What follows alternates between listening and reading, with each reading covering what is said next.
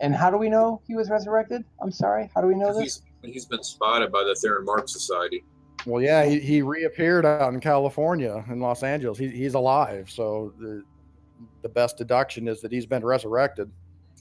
So we as player characters haven't seen that. We just heard that. Right. The Theron Marks has an agent out in California trying to track down, this whole thing about the Arc of Vlactos, which is one of the pieces you guys need to perform the ritual spell to try to sync relay if this ever comes to pass. And we need what? I'm sorry. What do we need? It is the Arc Arc of of Vlactos. Vlactos. The first clue you guys received in that was back in Boston, or actually, I think it was around the time you guys were in New York. And the Theron Mark Society has been working on this as well. You guys have all pieces of the disc, and it's known that the Arc of Vlactos contains another portion of the spell written on it somehow in glyphs or some kind of language or something that's needed to perform this ritual, and possibly one other item may be needed, although nobody knows what this item may be. Did the Wonder Twin powers of the father and Kyle's character figure that out? Is there a way we can? Yeah, actually, a lot of what I'm telling you right now is what Grant and McBride have figured out in their studies. Okay. Research. Right. So one other item, but we don't know what that would be. That's right. Not yet. Did it have a name or not even a name? How was it referred to in the spell? Yeah, well, since you weren't here last session, I'll just read you this little thing here. Okay. Here's what the briefing that McBride, Grant, and some other members of the Theron Mark Society have put together regarding the relay disc. Of course, it's soon realized after all of this research and everything that this particular artifact, the disc, is probably, in fact, the most dangerous item in the world, as its proper use can end life as we know it. The magic contained in this disc, or at least in the writing in the disc, is what the Silver Twilight is using to raise this island. Okay. And each piece weighs about 100 pounds, made out of solid gold. When fitted together, the pieces form a disc that's about a couple of inches thick, about 2.5 feet in diameter. And the disc is an intricate lattice work of a central figure on one side, which of course is Great Cthulhu, with swirls and curves carved with runes and set with tiny gems that glow even in daylight. And it's realized pretty quickly, as Grant and McBride are studying this disc in Malta, that studying the pattern on the disc it creates a very sort of disturbing feeling of vertigo. It's similar to vertigo. If you look at the disc too long, you get this feeling like you're falling into the disc. So as a workaround to that, of course, McBride uses just rubbings, for on paper or parchment or something like that to study the runes and everything on it. It is believed that the disc itself has no magical powers in and of itself, but it's the information on it, which is deadly to humanity. The runes that cover the disc is in a language virtually unknown today.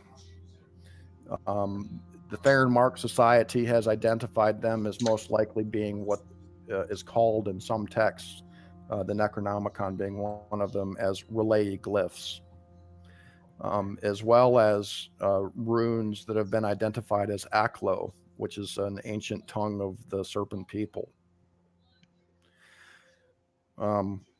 It's believed that when translated, The disc indicates the position of the lost city of Relay, and also gives instructions on how to raise the city, thereby releasing mighty Cthulhu.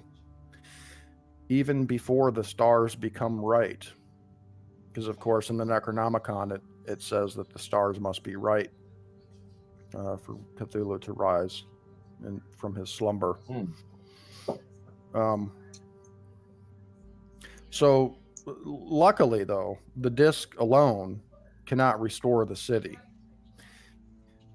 It requires many magical ceremonies, and from what's known of the disc so far, it sort of hints at two other artifacts that must be used to accomplish the feat, the Arc of Vlactos being one of them. So there may be some other mysterious artifact that needs to be used to accomplish the feat of raising the island. So wait a minute, the Ark and this other item defeat it. The discs and its writing on it helps rise it. Yes, it contains what could best be described as a spell. So why the hell do we want to do that?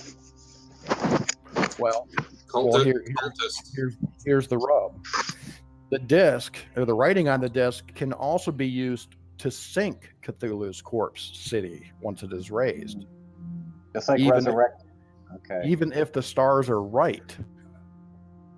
So it's believed that there's some sort of reverse way of using this spell to sink the island once it has been raised. We cannot read that or figure that out, or have we figured that out? We're working on that right now. Okay.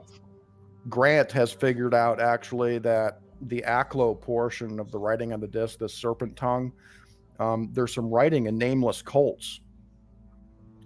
Edgar Casey actually, I believe, learned some Aklo of the Aklo language from the book Nameless Cults. So he's reading the book right now and trying to so in order to translate the Aklo portions of the disc. As far as the Relahi texts, it's really a matter of probably doing more study in the books that you guys possess. And it's believed by members of the society and others that the key could be within the Necronomicon, as far as these Relahi glyphs. Has anybody started reading that? Can the doctor read that? I believe. Let me see here. I think that's kind of where we're at. Okay. That is there probably should be a group, Tom, of people who stay in Malta. And Alessio and Chang have been resurrected, but they're not super stable. All right. So they're going to stay in Malta and guard the items. Since you created the boxes, the doctor created the boxes. We'll keep one of the boxes in Malta and one we'll keep with us, right? In case we need to escape. And we also purchased the Inquisitor's Palace in Malta, so we actually have a base now. Okay. So now it's kind of like, who's going to stay in Malta and study and research, and who's going to go to California or Easter Island and be the assault team? So according to my notes, the Latin Necronomicon skimmed by Edgar Casey and Father McBride. Nobody has actually read it yet. No, Dr. Van Helsing did. Remember, that's how I went insane. I got rolled a 20. I believe that was the Greek Necronomicon. Oh. Let's see here. Yeah, the Greek Necronomicon was skimmed by Sparky, Ambassador Dalaran, and Dr. Van Helsing.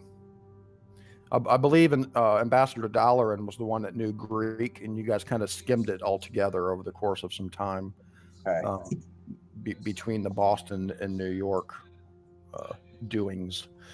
That's one of the oldest copies, man. That's a crazy copy to have. Yeah, right. Around 950 AD. That's insane. Yeah, that's the one you guys stole from the lodge. Our library, man, is tight. We have a serious group of books. Yeah, here's basically what you have here.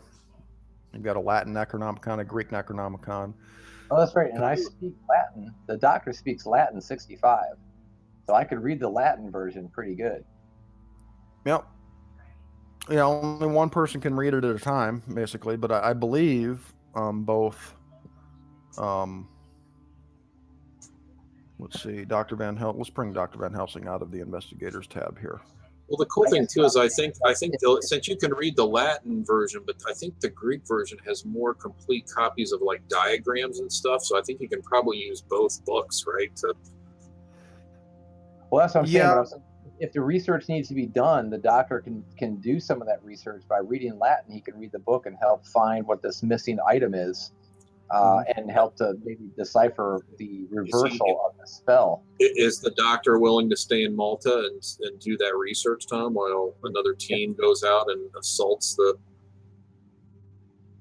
If that's the best use of the resources, yeah. I mean, if that will get us to figure out how to reverse the spell and sink the island, you bet. The doctor's all over that. Okay. That's his primary focus. What kind of time frame are we looking at there, Sean, or do we even know? To read the Necronomicon? To find the spell, to be able to translate using the Necronomicon, the etching on the disc and reverse the spell. That's his priority. Yeah, in a way, it kind of depends on who reads it. What kind of stats. knowing Latin would be a big help. Well, yeah, for the Latin copy. Let's see. Van Helsing has a 70 intelligence, 85 education. Occult knowledge helps, which he's got a 22, so that's good. It would be several months. Any way you look at it, you're looking at least a few months. Okay. But can anybody else do it better? No. Probably not. I don't know. Let me look at Father McBride here because he knows Latin too, I believe. Yeah, he's got, let's see, Father McBride has intelligence 80, education 90, which is slightly higher. He's got occult 40, which is a little higher than Dr. Van Helsing's. Damn, dude. His sanity is also in pretty good shape. 47. He's got a 15 Latin. Yeah, Van Helsing's sanity is currently at 39. Okay. Well, maybe you do want Father McBride to stay and research it. I don't know. I think either of those guys would be a good choice. I guess it depends on who you want to send on the assault mission, basically. Yeah. The doctor's itching to get back into the battle. Well, there you go. So McBride stays, and the doctor. And then, of course, you've got the NPC, the character that Rhett was playing out in Colorado, the amazing Professor Underbook, aka Professor Shotgun. Yeah, he's got intelligence 85, education 115. Jesus. With a Latin of 55, occult 55. How do you get a 115? Holy He's shit. special. He is special. He is truly the amazing Professor Archibald Underbook. Why is Rhett not playing with us tonight? I don't know. I asked him about it, and I don't know. I guess he's kind of wrapped up in shit right now. Okay. We might be able to get him in eventually, but we'll see. I'm working on it. Trust me. But yeah, he has some pretty amazing stats. He would be, maybe somebody to look at as far as reading the. Well, actually, I think about it. Let me see. Does he know Greek? See, he knows French, German, Latin, Italian. No Greek. So 115 intelligence or whatever the hell was their education. Yeah, 115 education. Yeah. Maybe he's the dude to do it. Mm-hmm. Frees the party members up to go, Mm-hmm. The active party members. And then, of course, there's these other books. I believe, so Logan Grant is reading Nameless Cults in order to try to help figure out some of the writing on the disc. I should also point out, too, that it's pretty much understood now by, I guess, Professor Underbook and some others at the Society believe that the Silver Twilight may not actually need the physical disc itself to perform this ritual. There may be, the rubbings of the disc or drawings of the disc in some other books or something. Yep. It's believed that they may have a way to do it without the disc. Although they know very well that with Barry Pollard and Max Reed and Edgar Casey being spotted out in California, they're probably searching for the Arc of Vlactos. So that may be one of the things they're trying to do now, is trying to find the Arc of Vlactos. Well, one thing that we do is we make an etching of the spell off the disc. Mm-hmm.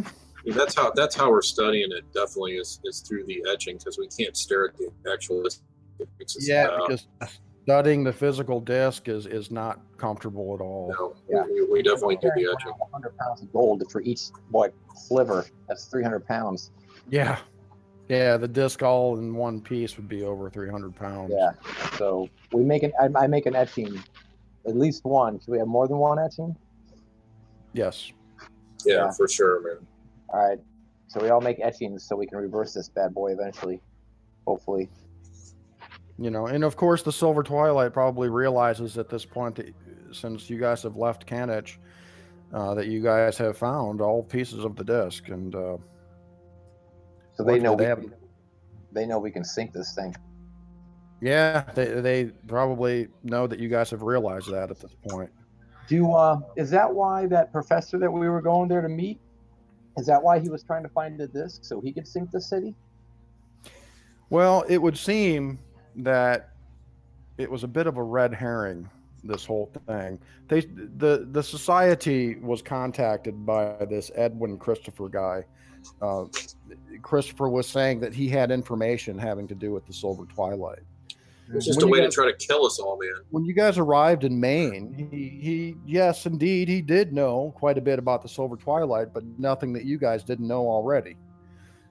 And then he sent you out to this house saying that he had witnessed Carl Stanford in town there in Salt Harbor, Maine, some time ago, as well as another man who he believed to be a member of the Silver Twilight, purchased this old house out in the country. And when Christopher Edwin went out there to look, he saw some, what he said were ghosts or spirits talking man. So he gave you guys this story, you know, about this haunted house. You guys go out to the haunted house and you're ambushed by these crazy cannibal hillbillies. So it would seem, I mean, especially after finding the husk of Christopher Edwin sitting in his wheelchair, that Christopher Edwin wasn't Christopher Edwin at all. There's something very, very, very fishy going on with the whole Salt Harbor thing. You know, first with the Woody house and then coming back and everybody's being poisoned. And then the worm that walks showing up and trying to kill everybody. Basically, at some point, we need to go back and burn that whole freaking town down, starting with that asshole's house. Right. So all of that you guys went through in Maine, you have nothing to show for. There's no new information. Right. There's no clues. There's no nothing. Yeah. There's just death and insanity. Yeah. The only good thing that happened is if you survived, which William Blackwood did, and also Bear did, you get back 1d10 sanity points. So roll a d10 for William Blackwood, Tom. All right.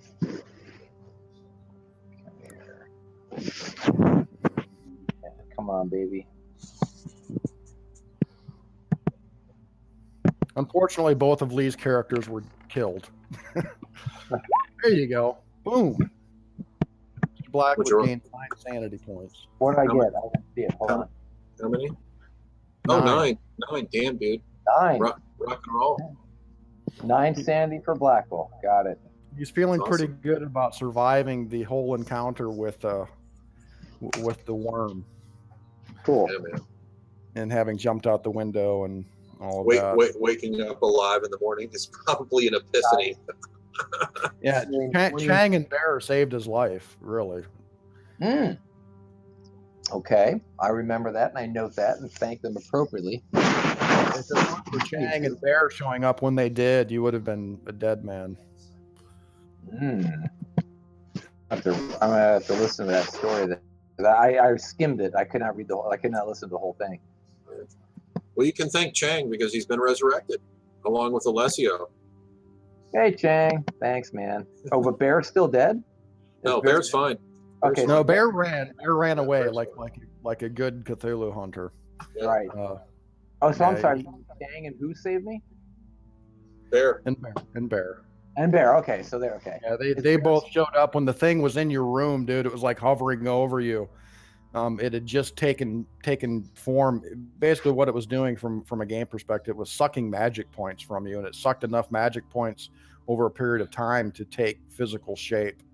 And it was just about to fucking rip your throat out when Bear and Chang showed up at the door with their shotguns. Okay. So yeah, Bear ran like a good Cthulhu. He remembered the Theron Mark Society manual, you know, at that moment. You know, when he saw Chang's head get ripped off, he was like, "Okay, I'm leaving now." Okay, time to go. Yeah.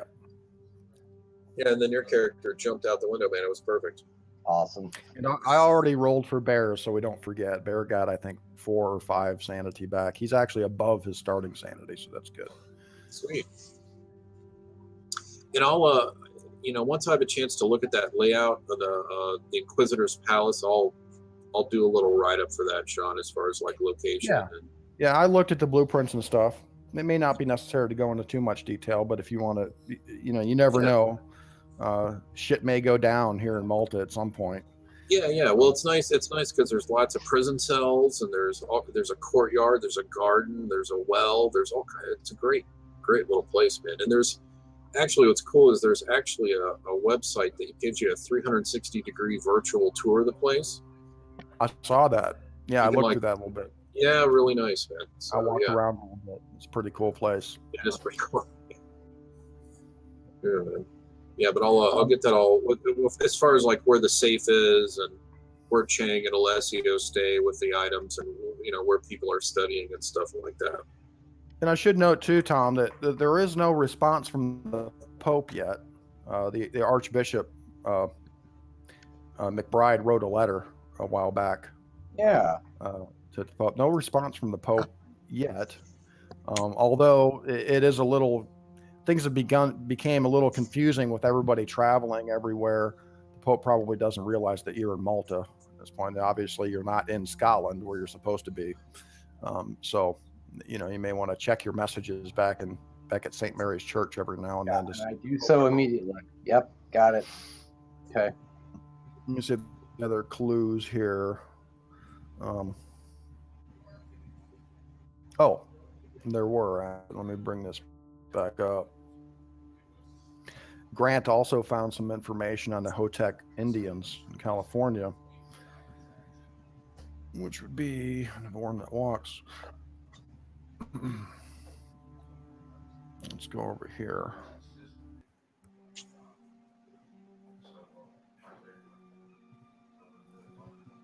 The troubled seas. Yeah, there's the mansion. We're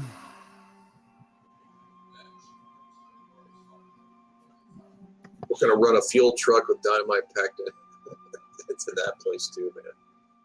Yeah. This was the scene here, Tom, and Christopher Edwin's study when everybody is sitting around sipping brandy, talking about what happened to the Woody house and everybody got sick. Ah, okay. Oh, looks like a pleasant place. Cozy, one might say.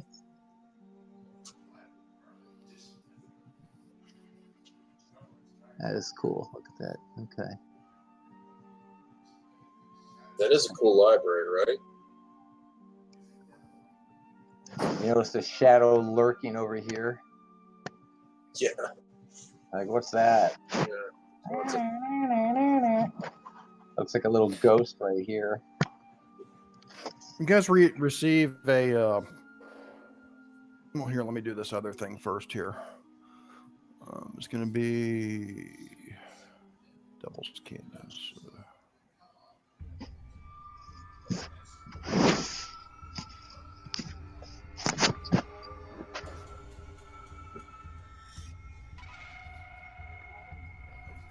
Okay, let's see here. Here's some information that Grant found. It was in a monograph by Dr. K.J. Scott, University of California, 1919. The monograph addresses those native-born... Let me turn this music off for a second. It's a little too spooky. The monograph addresses those native-born in the Mojave, including the Hotep. And this publication is missing from UCLA's archives. Grant finds that out. But he actually located a copy of it in the Malta library. Blah, blah, blah. The study states that the Hotep were outcasts, banished by the Hopi Indians. Other tribes hated the Hotep because they also worshipped a corn or fertility black beast who required cannibalism as part of its rites. They also worshipped Yig, father of serpents. In the mid-19th century, the Hoteps had extended contact with a missionary named Oliver Whately, belonged to an organization called the Lords of the Silver Twilight, about which the author only provides the name. Dr. Scott doesn't go into any detail about the Lords of the Silver Twilight. He just names them. It's the same swine. Same guys, yeah. Same swine, man, and that's probably their real name. Yep. Instead of turning the Hotep from their cruel religion, however, Whately perversely encouraged the Hoteps and provided artifacts and knowledge that strengthened their connection with the Black Beast and with Yig. The Hotep vanished in 1843. The author conjectures that they died of smallpox, but neighboring tribes believe that the Hotep had found a way to live on in ghostly form. In this form, they could be destroyed only by, quote, burning their souls, end quote, while reciting an ancient chant, quote, that came from those who live under the world. The report offers a transliterated version of the chant, but does not discuss its use or otherwise define how to give the chant. And the chant from under the world. So we took the recorder we had, Tom. Yes. And we chanted it. We did this chant into it, just so we'd have an actual audio copy of it. That's a good idea. Right, Sean? Didn't we do that last time? Correct. Yes. Yes, you have. Nothing happened, though? Well, I mean, it's believed that this chant is used to, quote, burn the souls of those Hotep who are living on in ghostly form. Okay, so since none of them were around, there was no impact. Yeah, we just prepared it. Yeah, according to Dr. Scott, these neighboring tribes from the early mid-1800s believed that the Hotep had found a way to live on in ghostly form somehow, and that it can only be destroyed by saying this chant and burning their souls or whatever. But it's really all kind of gibberish. It doesn't even look like any kind of form of Native American language, or you're still in the process of trying to identify what language this is in. But there you go, an ancient chant from under the world. Hi, hi, hi. Yeah. And this missionary named Whately, that's another interesting thread we should probably, I guess we should investigate as far as trying to figure out who the hell that guy is, right? I don't know if you want to go down that road, but yeah. Yeah. Maybe not right now. But I think right now we need to decide who's going to stay in Malta and research, and then who's going to immediately head to California. I mean, of course, it should be noted, kind of out of game, that the name Whately should ring a bell. Oh, it does. It does. Probably an ancestor of the Dunwich Whatleys. Yes. The Dunwich Whatleys. Oh my God. Yeah. So here, this is interesting too. So after a few days in Malta, Chang Li and Alessio are recovering from their resurrection. They're acting not quite like themselves. It was quite a shock to their system. You guys receive a letter from Scotland, from the Theron Mark Society, from Oliver. What's his name? It's one of Kyle's backup characters, Oliver Prince. And it says that they sent Oliver to Maine recently, and he did a little bit of snooping around at the Christopher Mansion probably several days after you guys had already left, and he uncovered something rather interesting. He uncovered a letter from Carl Stanford. Wasn't this guy's name Wilbur Watley from Dunwich Yes. Tour? Yeah, he's one of them. Yep. Yeah. I think the patriarch was it Zebulon? I think Zebulon Watley. Anyway, this letter says, "Ithkapag Nirlatotep. Your words are true. We seek the destruction of those who kept the relayed disc from us and who may have discovered the Arc of Vlactos. Their deaths are foreordained by the Old Ones of space and time. Praise Shub-Niggurath. We, the instruments of the Old Ones, must act for the Old Ones one more time. Your plan to befriend and then slay our enemies is good. You are the strongest of our group to remain in America, now that most of us must set sail to participate in his rising. With the Watchers of the island, we mark the approaching days of our Lord's release, and we have amassed enough power and wizards to ensure the fruition of our great Lord's desires. Only guard us from our enemies, who yet resist our will. We can take no chances. At his vault, any soldiery will aid them, not us. Many of us are yet vulnerable to bullets and steel. Do as we have designed. Cthulhu Fatagan Carl Stanford."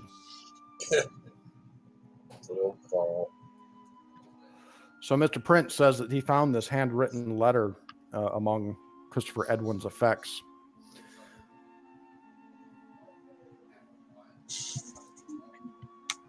Who's he writing it to? Oh, he's writing it to Christopher Edwin. And tell me you lit the house on fire.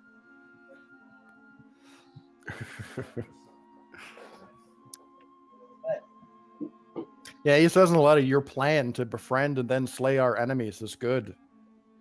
Yeah, man. It's a total setup, dude. Carl Stanford there. He was their tool or their instrument, more accurately. Yeah, whoever or whatever this Christopher Edwin guy is, though, he wasn't there anymore. Sounds like he's susceptible to bullets and steel, though. That's good. Only his skin was there. Yes. Well, just Tom, for the future, apparently the only thing that's really effective against these worm creatures is like fire. Not the sword, not the blessed blade. Well, no, I'm sure the blessed blade actually would work on it. We just didn't have those with us, but yeah, the blessed blade would work, but also fire would work. But regular firearms, Yeah, who's wielding the blade now? By the way, I think Blackwood has it, doesn't he? Blackwood does have it, but and then isn't there an axe too? There is an axe. Yep. Who's got the axe? I thought Kyle did. I think Bear has the axe. Yeah. Yeah, Bear had it last. Okay. Calls it his I think we need to make. I'll tell you what we need to do is we need to decide who's going to stay in Malta, who's going to go, and we need to make some more blessed blades, and then Boogie here.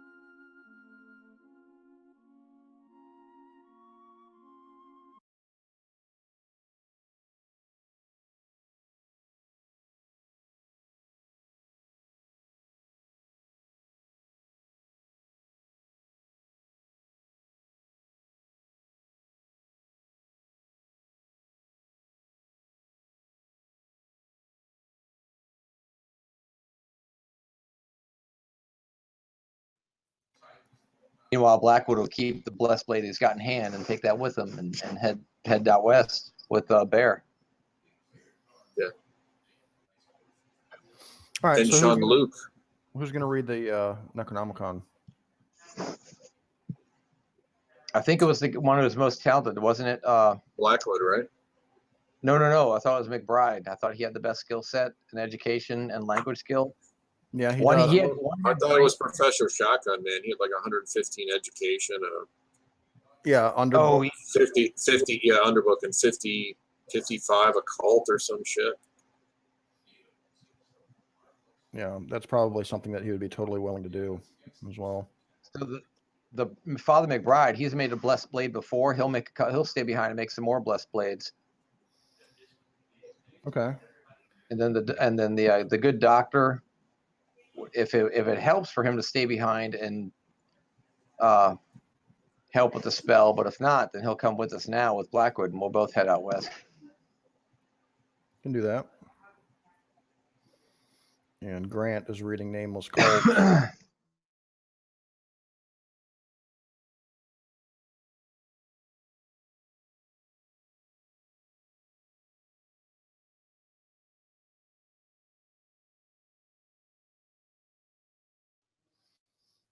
Blackwood for sure. McBride stays, and I'm debating the doctor. Bring the doctor, man. Bring the doctor, dude. Would he be better though making more boxes though, or learning more spells? Oh, it took him almost a couple of months just to make 2 boxes.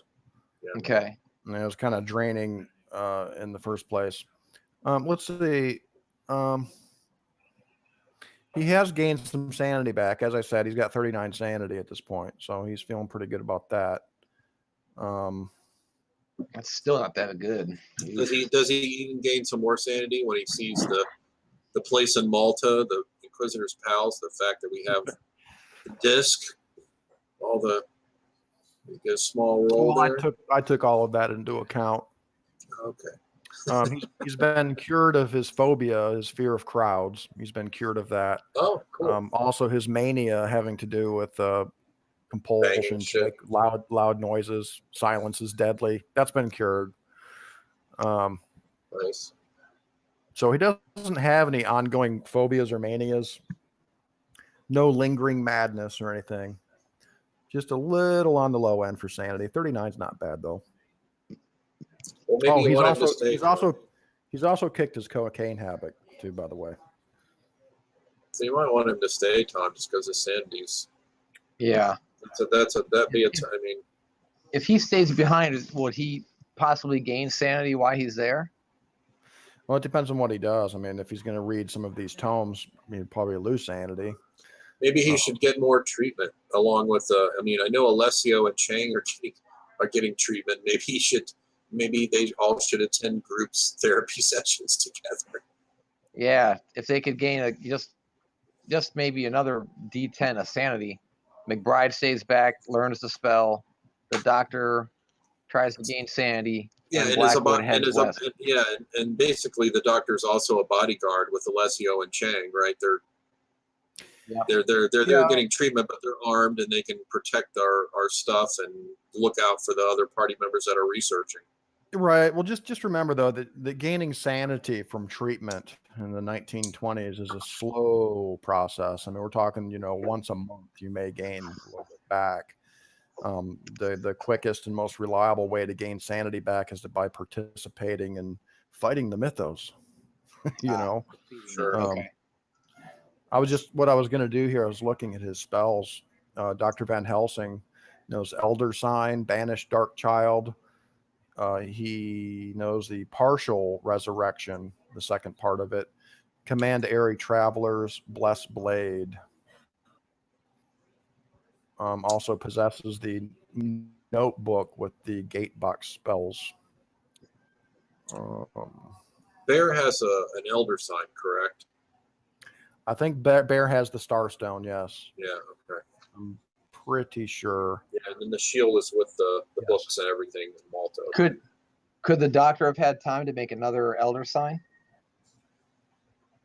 We can do that. Yeah, I mean, it doesn't take much time at all to make an elder sign. Okay. It just takes a little sanity, I think. We have the dust of Ibn Ghazi, right? We're able to make it. We have the ability to make it the more. You know that the spell Dust of Ibn Ghazi is contained within the Necronomicon. Nobody has learned the spell yet, though. For the better version of Elder Sign that doesn't require a sacrifice of power. Gotcha. Here's the regular Elder Sign spell. Yeah, it's pretty you have costly, to sacrifice 10 power to create one. Yeah, fuck that. But cost no sanity. Yeah, that's what the doctor could do, man. He could study the improved Elder Sign spell. I like that. Yeah. All right. I'd allow that since he's skimmed the Greek version of the Necronomicon. He could learn the Powder of Ibn Ghazi spell from the Latin version of it. That's a totally effective use of this. Yep. Yeah. So have him focus on the improved Elder Sign, the Powder of Benghazi. McBride is going to work on blessing blades and learning the reversal of the sinking of the island. And Blackwood is heading west. That's it. Okay. Done. Roll 2d6, Tom, for the spell to see how long it's going to take. Oh boy. General idea. So when you're able to make some Powder of Ibn Ghazi, you'll have the material needed to cast Elder Sign using 9 magic points instead of 10 power. 6.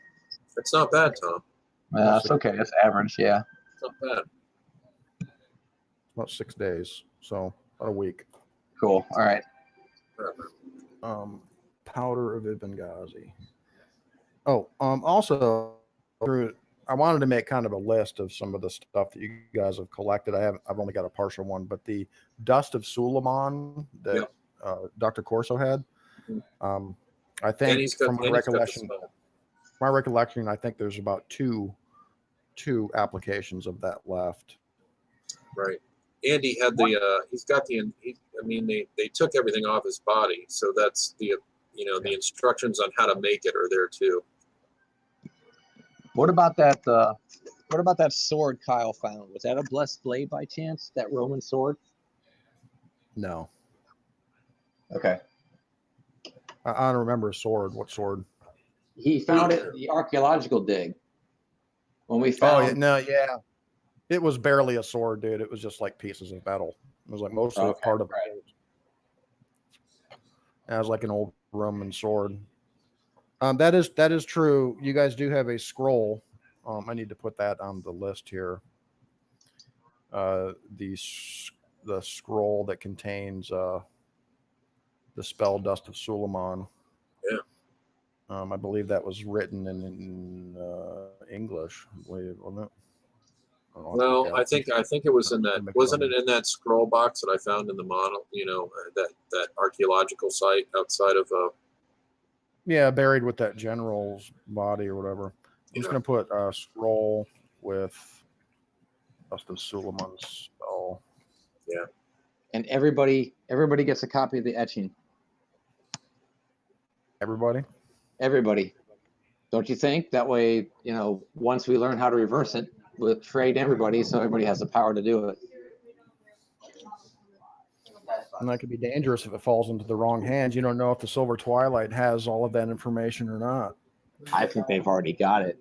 I think it's fine to anybody that's there in Malta to have a copy of it there if they keep it in the grounds of the Inquisitor's Palace and where we have all our stuff. But I think anybody traveling should not have anything like that with them. The ones going west, you mean? Exactly. Okay. All right. But everybody else, all right. Van Helsing does, and the Good Father does. Okay. Yeah, the people that are there, studying and trying to figure it out, absolutely. But anybody like on the road, we don't, just in case anybody gets captured or tortured or whatever. Yeah. All right. I'm gonna put that that letter you guys just read into a handout here real quick. All right, so we're going to California. Jean-Luc. Now, yes, is John Kyle, wants to steal some shit in California. is Kyle we have supposed a to new, join us in we have California? a Is new he coming member of tonight? the group. No, he's not playing tonight. Okay, No, so we're not waiting. he's dealing with he's in Orlando dealing with the Independent Agents Association convention, and right about now he's probably totally hammered. I would say, because at these conventions, man, all the companies, they do these hospitality suites, Right. and they basically roll out the food in the bar, and they'll have a band and stuff, and you basically sit around and get blasted and talk to people. And there's like, you got to go to like 10 of these. But so by the end of the night, you're just wildly wasted. You know, the funnest thing to do is to go down in the hotel bar and get in the corner and watch the fireworks fly. Because everybody is drunk as hell and people are like, it's great. It's awesome, dude. Yeah, but I'm sure there's no way he could play. Even if he got online, he'd be like, He's worries. online in Discord right now. I'm going to pop that letter into Discord so we can take a look at it here. And then we'll get out of the California thing.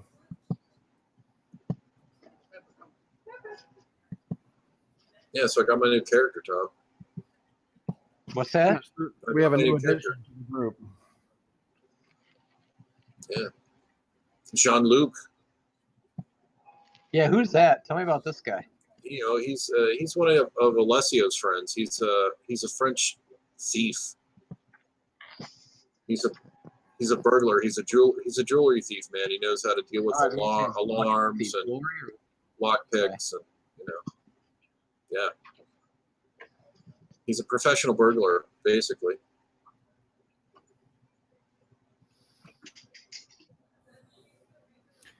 All right, so leaving Malta, we're going to have Blackwood, Bear, and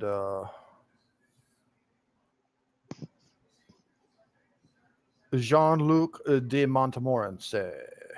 Yep.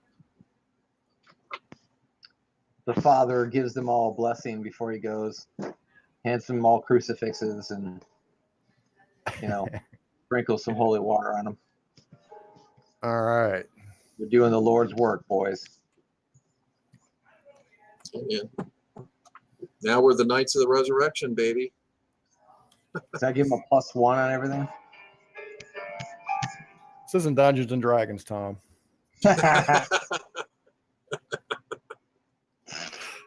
So, my bad. So, you need to make sure your boys understand that too if they're going to start playing with us.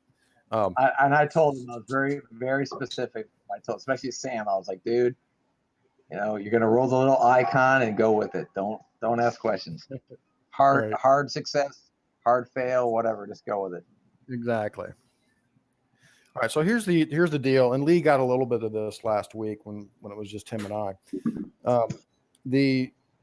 The society, the Theron Markite, has also found out that in this area in Devil's Canyon, which is, several hours outside of Los Angeles. Recently, within the last couple of months, This canyon, is this the same area where that rock is, where the Gorn or Kirk threw the rock on the Gorn? Because that's where that rock is located, just outside Los Angeles. It's in the Mojave Desert. That's it. Yeah. All right, cool. I know exactly what it looks like. Yeah, maybe it's there in some alternate universe.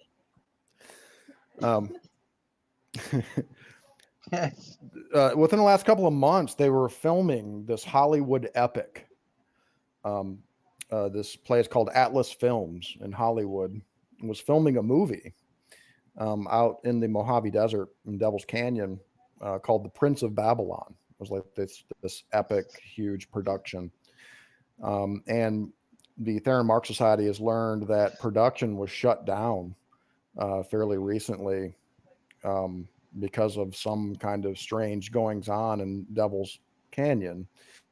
There's rumors of some kind of spiritual or ghost activity or something. There have been some suicides of the cast and some other shit going on. They don't know if it's connected with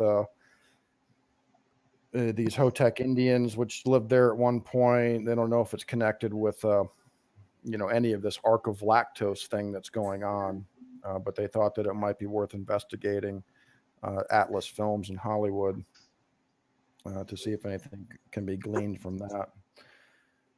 Other than that, you guys really don't know too much about the area. Remember, Bear was just a boy when he left San Bernardino.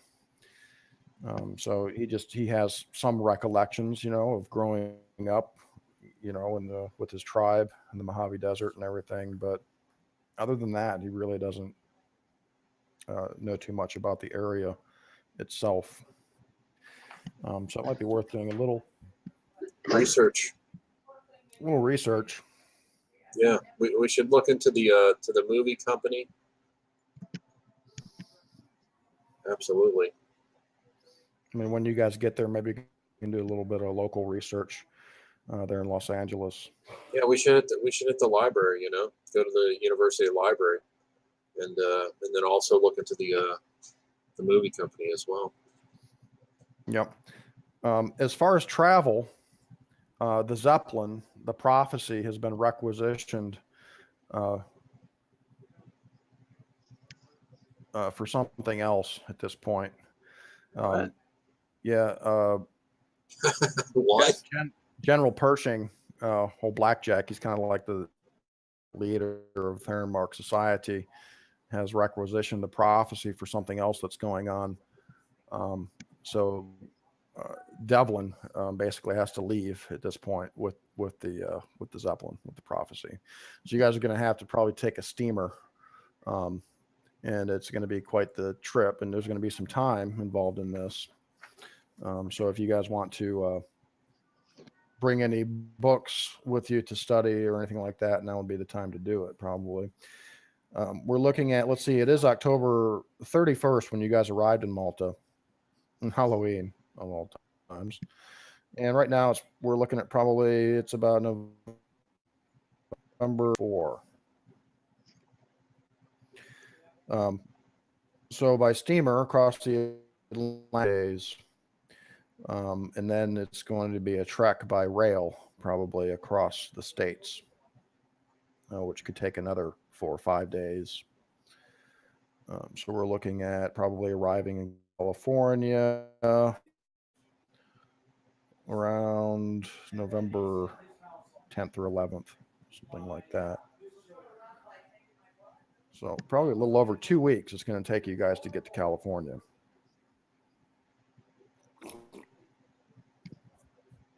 All right. Are there spells that they can learn, Lee? What do you think? Well, I don't know if Blackwood's skimmed anything here. Let's see. No, I don't think Blackwood's actually skimmed anything. I know Jean-Luc hasn't. He's just kind of taking all this in at this point. Again, I'll bring this little index up here again.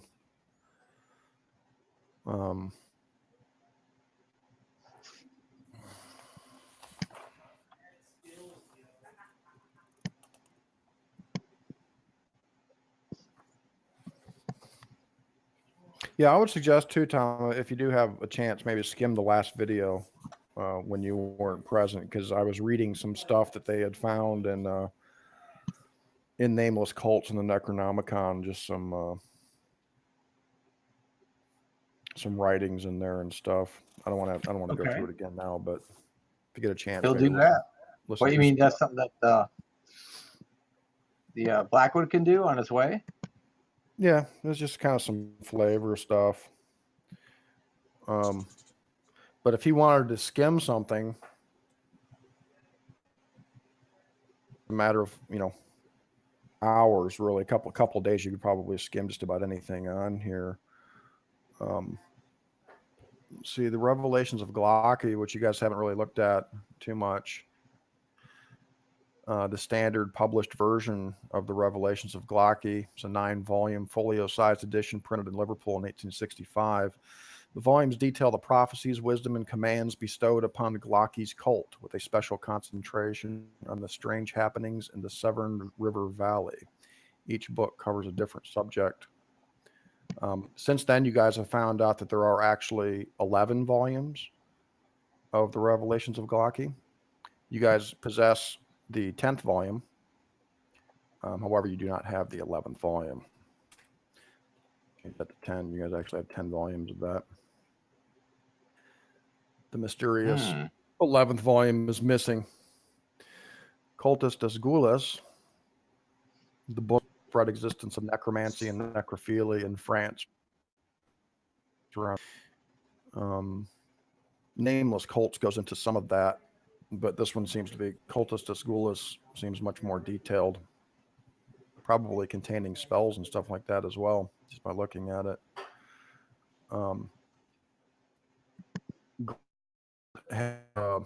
I believe he has read, or at least, he skimmed Cthulhu Necronomicon. And this is where Grant found quite a bit of information. Shrewsbury's manuscript begins with the Necronomicon's numerous references to a monstrous water elemental or god called Cthulhu. And beginning from here, he sets off on a journey through the mythology and folklore around the world, tells of Cthulhu's power to affect men's dreams, warning of a worldwide cult dedicated to the creature's return. Oh, yes, we know so well. Contains some spells: Contact Cthulhu, Contact Deep One, and Elder Sign.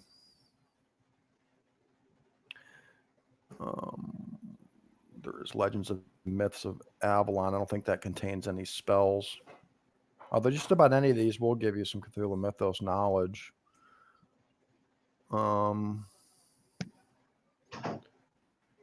course, Nameless Cults has some spells in it. Call Forth the Woodland Goddess. Sign of the Three-Headed Goat. Command the Trees. Contact Brother. Command Airy Travelers, which is where you guys got that spell from. And Call Forth That Which Should Not Be. That chapter regards a cult that worships an evil creature that lives in a stinking pit, apparently named Neogtha. So any of these you could really skim. I'm assuming you probably don't want to take the Necronomicon with you because that's being studied by the amazing Professor Underbook. Can I get away with carrying around 9 volumes? Yeah. Okay. I'll skim those. I mean, you guys are going on a sea voyage, and then not by train, so you're going to have your, your traveling trunks with you or whatever, so you'll have plenty of room to take whatever you want. Do you want to skim Revelations of Glocki? Yeah.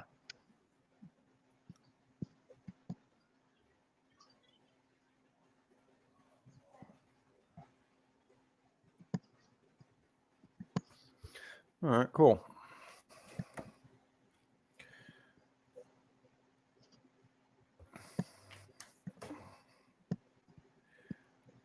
Let's see.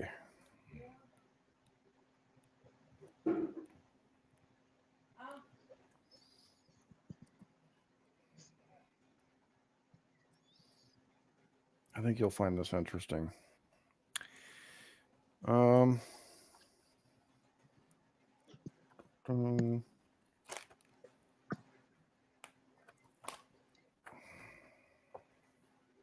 I sent you pictures all via email, the pictures of the area we're going to, what it looks like.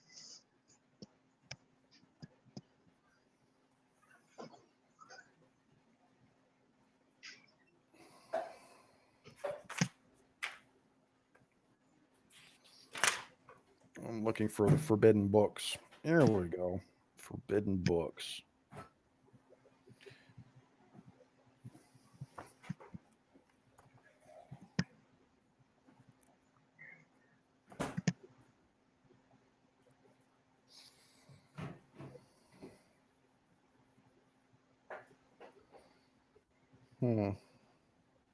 So it's the Revelations of Glocki. Is that what you're looking at, Tom? Yes. Okay. All right, Tom. Let me get my little chart here. Where are my tomes? Here they are.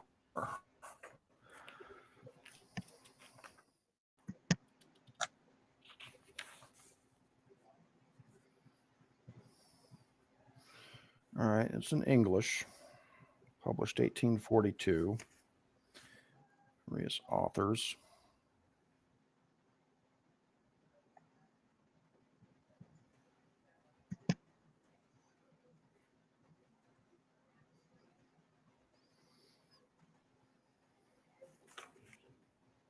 More mythos rating. Okay.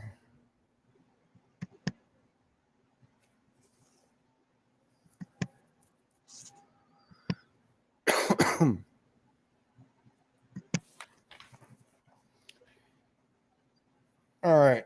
Volume 1. As you guys are on the steamer heading out into the Mediterranean, Mr. Blackwood, you put on your spectacles and begin reading. Volume 1 seems to have to do with this being called Glocky. And it talks about his associated witch cults. Volume 2 talks about the servants of Glocky and the curse of the green decay. Apparently, human servants of Glocky can be corrupted or transformed into these undead things because of what is called the curse of the green. Volume 3 has to do with the story of the imprisonment of a deity called Beatus. Volume 4 talks about another deity called Ihort, the god of the labyrinth, and his brood. Volume 5 talks about another deity called Groth, the harbinger and maker. Groth is described as a comet or asteroid-like creature, and apparently the inspiration for the Nemesis myth, or the myth of a some sort of celestial body out there in our solar system that nobody knows about. Apparently, Groth is the inspiration for this. Volume 7 talks about the black goat, the woods, Shub-Niggurath, and a local cult in England associated with something called the moon lens. Volume 7 talks about the insects from Shagai, their worship of Azathoth, and the harnessing of the god's strength. Volume 8 talks about the beings of Zeclotl, servants of the insects of Shagi in their home world. And the higher you get up in these volumes, Tom, the more strange and crazy it starts getting. You know, it's talking about, you know, alien life on other planets and shit. Volume 9 talks quite a bit about other dimensions. Another deity called Dauloth, the render of veils. It is called the inhabitants of the Gulf of Segluo, whatever that is.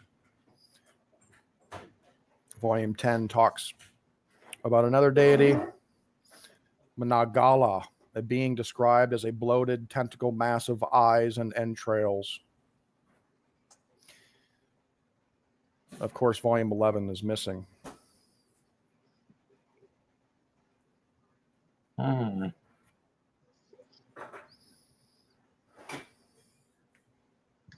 So, any way we can locate Volume 11? We send the doctor on it, or the priest? Wait, actually, I take that back. There are 12 volumes, in fact. You guys possess 11 of them. The 11th volume goes into detail about something called the crystallizers of dreams and their proper use. No information in these particular volumes about the 12th volume. Okay. I have to do some more research about that.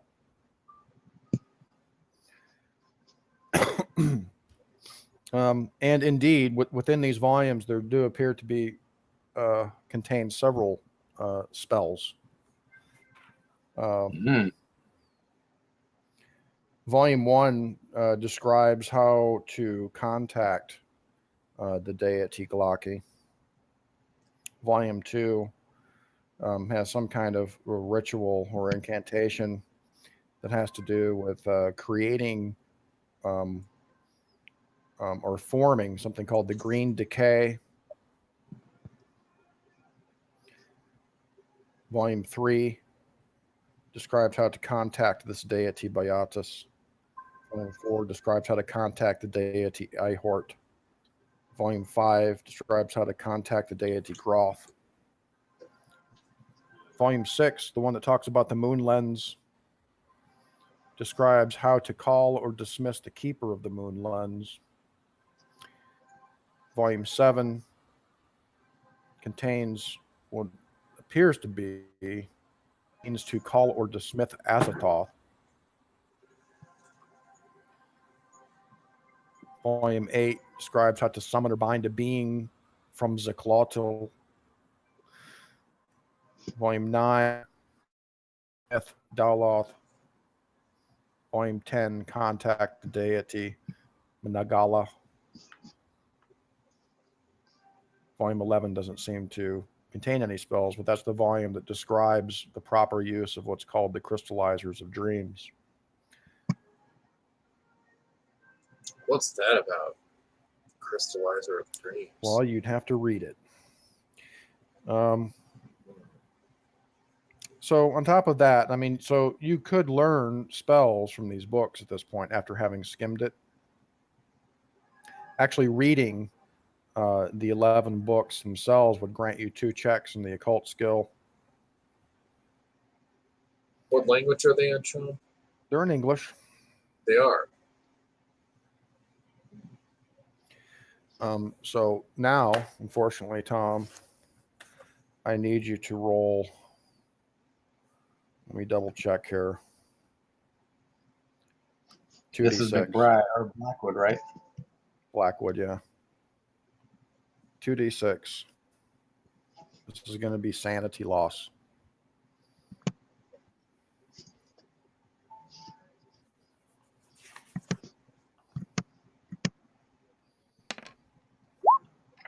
Snake eyes, baby.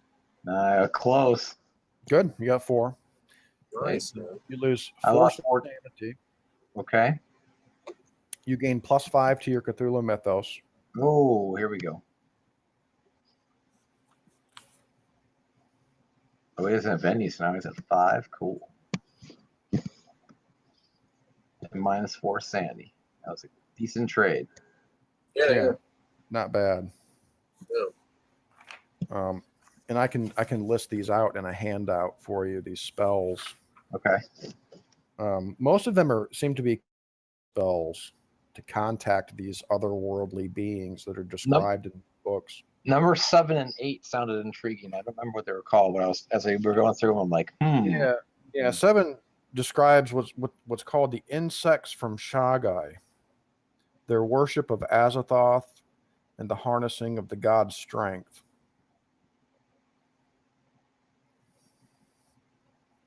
And what was 8? 8 talks about the beings from Cthulhu, which apparently is the name of a planet or somewhere, something like that. And these beings apparently are servants of these insects that are talked about in the previous volume. And it talks about the home world of these beings. I like the last one, the one regarding the dreams. Think I should study that one? Study whichever one you want, man. They all sound intriguing. I mean, I think the one about you said it was the insects, right? Yeah, it was number 7. Yeah, I think. Yeah, 7 or the last one regarding the crystallization of dreams or something like that. I can give you some little teasers too, Tom, regarding the insects. The insects are described as being from Shagai, or Shan is another name given to these insects. They are apparently a race of pigeon-sized interstellar refugees who arrived on Earth centuries ago. The Shan hail from the planet Shagai, a world that orbits twin emerald suns. And according to the volume, the writers say, in its heyday, the technologically advanced Shan lived in globular dwellings within huge cities. As devout worshippers of the outer god Azathoth, they erected pyramidal temples containing multidimensional gates, whereby that from outside, or an aspect of Azathoth called Zada Lagla or something like that, could enter. So apparently they knew how to create multidimensional gates. One day, a mysterious object appeared in the sky, and day by day, the object drew closer to Shagai until the third day, when the strange celestial visitor emitted a red glow which destroyed the planet. Only those Shan and their teleporting temples of Azathoth survived the catastrophe, and the survivors teleported to their colony on the planet of Xyclotl, where their brethren had enslaved the native inhabitants. The Shan remained on Xyclotl for some time, but upon discovering the frightening nature of their slaves' religious practices, they teleported to the planet Tugon. A horrific find on this world prompted the Shan to flee once more, this time to the planet totally unpronounceable, aka Uranus. When Uranus proved unsuitable, a small band of the Shan teleported to Earth in a curious cone-shaped temple, arriving, the writers say, in the Severn Valley region of England sometime in the Middle Ages.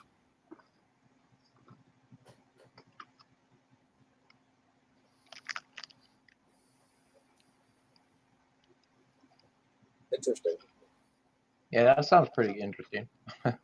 Yeah, and these volumes are full of kind of just general information and stories like this. Totally outrageous, of course. Yeah,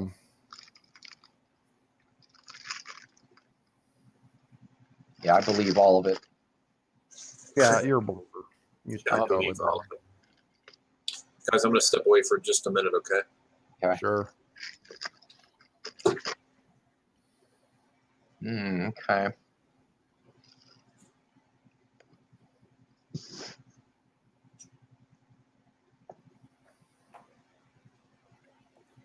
John, I'm looking at this guy, Blackwood, and I've got check marks on dodge, firearm, occult. Yeah, you should make some skill checks for those. All right. I transcribed everything from your physical character sheets when we played out in Denver.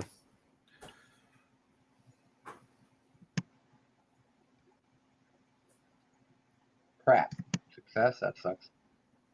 Yeah, you got to fail it to increase it by D10. Oh, wait. But that was I rolled the wrong one. Okay, at the 0 level, I failed. Does that mean I get the skill check? Correct. All right, cool. Yeah, there aren't any bonus dice or anything like that.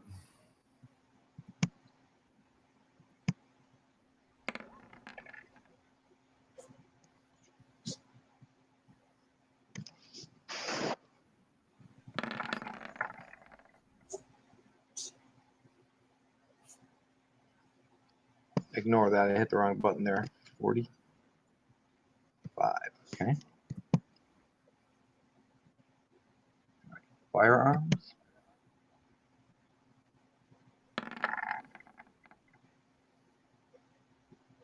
Ugh. All right. I made that one.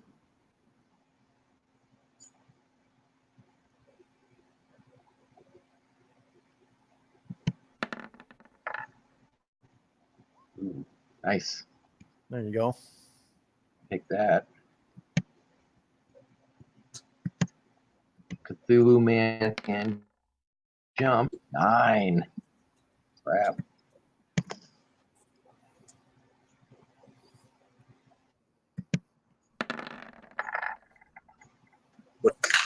Good. Made that one. Keep it the wrong button. Damn, another success? Crap. Come on, spot hidden. Fail me now. Yes.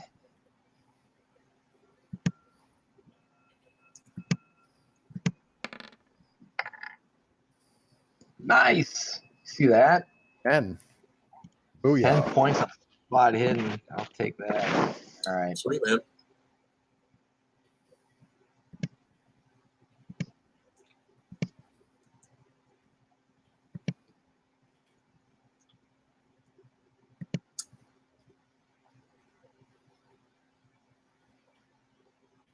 All right. Skill check's done.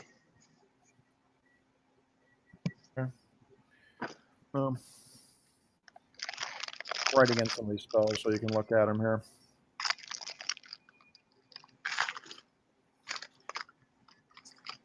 As far as this being Glaki itself, which is kind of what these volumes are all about, Glaki's relation to these other beings, it says that Glaki is a great old one that dwells within a lake lay near Bridechester, England. Though it is said in volume 1 that he has also been known to dwell in other lakes around the world. Describes Glaki as his appearance of an enormous slug covered with metallic spines, which, despite their appearance, are actually organic growths. Glaki can apparently extrude tentacles with eyes at the tips, allowing him to peer from underneath the water. It is believed, say the writers or his followers, that he came to the earth imprisoned inside a meteor. And when the meteor landed, Glaki was freed, and the impact created the lake where he now resides. His followers say that he is an ancient and wise creature with vast knowledge of the other beings which are active in the Severn River Valley, such as the Galanak and the denizens of Sigluo, Shub-Niggurath, Ihort, and Byatis. These volumes that you hold in your hands are known as the Cult of Glaki's Holy Book, or Holy Books, which purport to glean sorcerous knowledge from their master.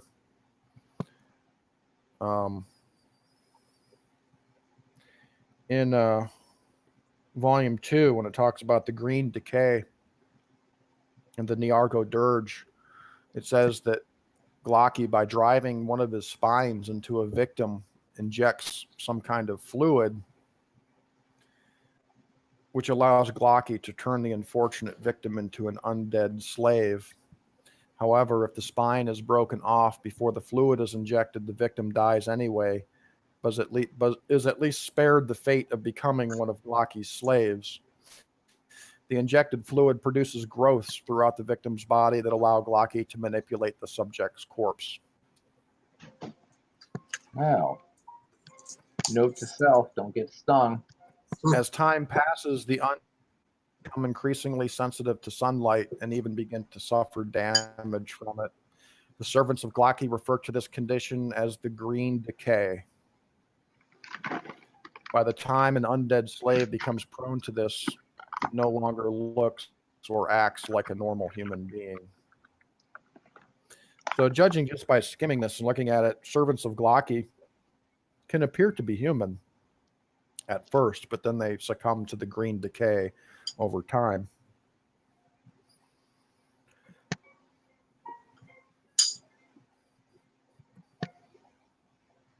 And you also realize that these followers, Glaki's followers who wrote these volumes, seem to believe that Glaki, this whole process, with these spines and this fluid and stuff like that, they view it as a promise of eternal life.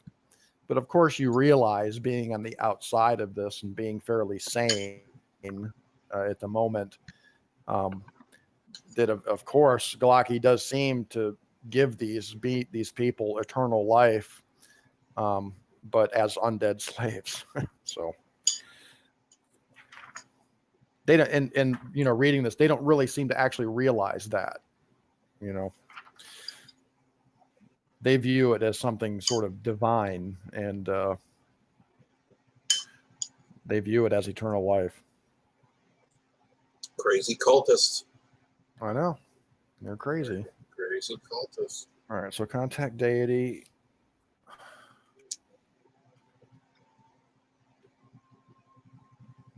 All right, you can begin reading this if you like, Tom. Or spell from it. I'm going to list the spells out here for you real quick. I would recommend it, not even really, probably really contact or call might not be a good idea.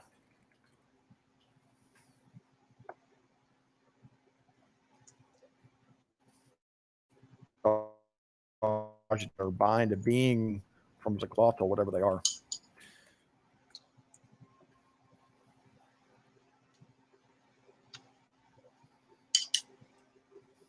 Were those the servants of the Shan?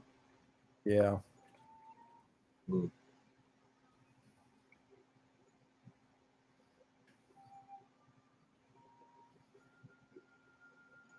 All right, so there's sort of a list for you. So if you were to, and just so you know, like, of course, if you actually read the book, which according to this would take about 32 weeks, probably a little less for you, you would gain 10 to your Cthulhu mythos, but lose another 2d6 sanity. I read it. I go for it. And also use a reference for various things. Depending on the multiplier, generally you'd have about a 10% chance of finding information on anything Cthulhu mythos related in it. Yeah, if you want to begin reading it, I estimate with his skills and everything, I'm just going to make an estimate here, probably take you about 26 weeks, something like that. Mm.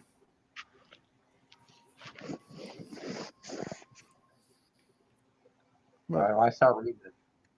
Okay, I'll make a note of that. So Blackwood, Revelations of Glocky. We'll see if the world's still here in 27 weeks. If so, you're golden. Maybe. Got some interesting spells in there. Contact Shan's interesting. Yeah. Dismiss is always a good one. Yeah, and upon reading the book, you'll have more of an understanding on who these beings are and what they're all about, what they are. I mean, right now, you know that these Shan are just some kind of alien insects. You don't know too much about them, but once you read the book, you'll have more understanding of what and who they are. You would realize from kind of these spells that these contact spells,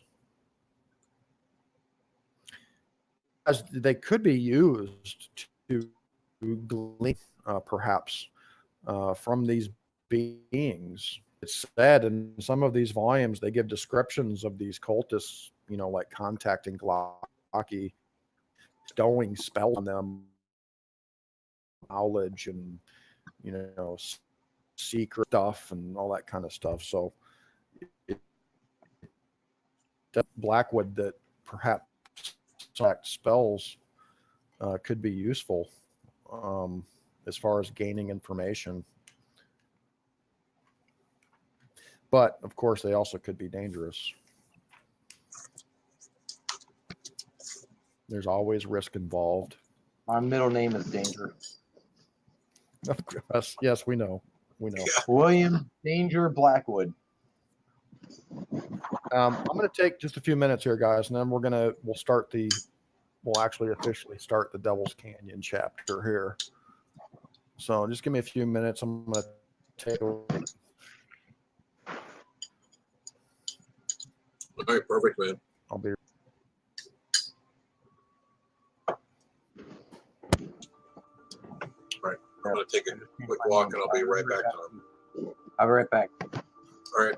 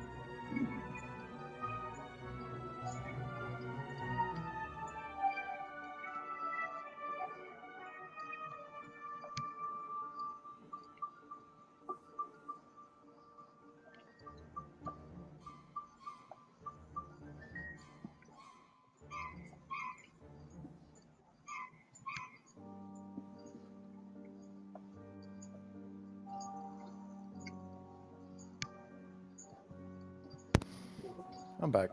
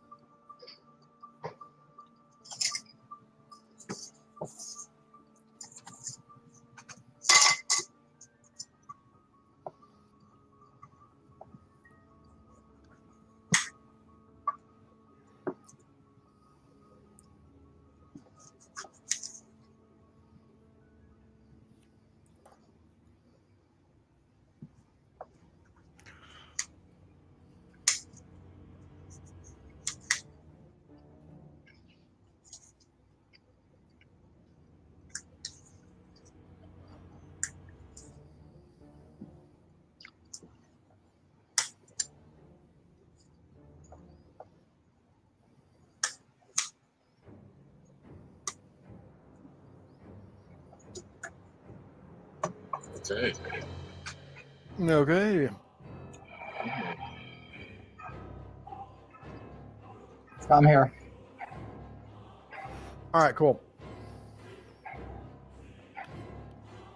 Okay, so your travel's pretty uneventful. Let's take it back over to here.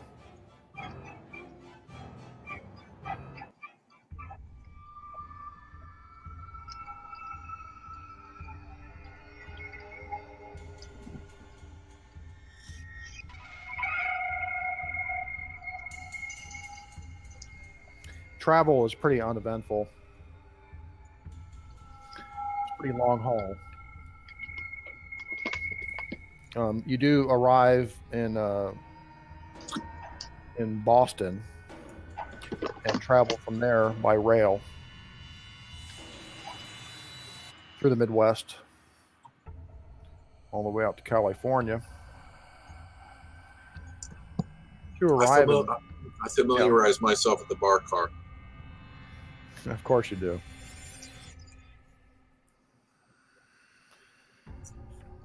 Blackwood finds a jar of white powder handed to him by the doctor. Okay, here we go again. I imagine that Jean-Luc would also familiarize himself with some of the other passengers' pockets. Oh yeah, man. He definitely first. I mean, the first thing he does is he tries to look for the people who have the money and the jewelry. Yeah. That's what he's doing in the bar car. He's just observing. Yeah.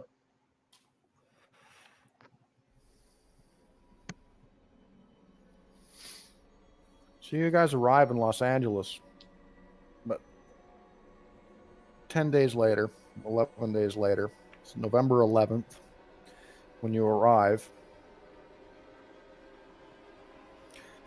And right off the turn, by traveling down to Hollywood, you're able to learn a little bit about this company called Atlas Films. Are they located out of Los Angeles? Yes, Hollywood, California.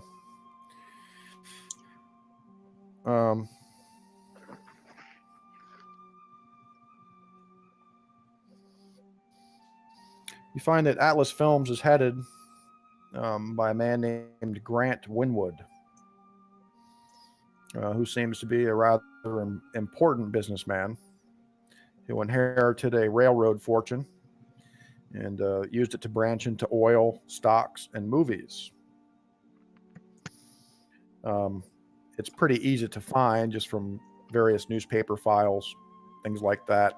Mr. Winwood he's sort of an old timer in the movie business, even in the 1920s. And most notably, he here's back to the late Eric von Warnstein, whose films have won international acclaim. When I say late, I mean that he is now dead. Apparently, he was hired to direct The Prince of Babylon, and the best that you can tell, Mr. von Warnstein died in a shooting or a hunting accident. What? Related to the filming? Pretty weird, right?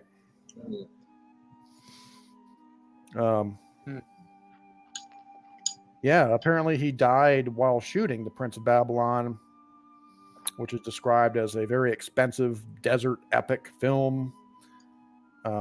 San Bernardino County Coroner's inquest ruled his shooting to be a hunting accident. A hunting accident, huh? Yeah. Oh, shooting as guns, not like shooting a movie. Do we know who the detectives were who investigated it? No, it doesn't say. Apparently, Grant Winwood, is also rather famous for his belief in almost every facet of the occult, interestingly. Some of the newspapers claim that many of his investments are made on the basis of his daily horoscope, or from the portents of the I Ching.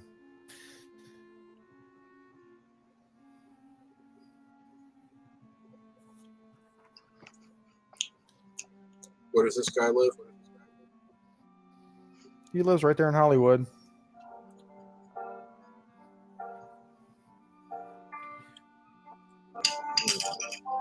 I wonder what contrivance we could come up with, Tom, to visit this guy. Oh no. Is he a Mason?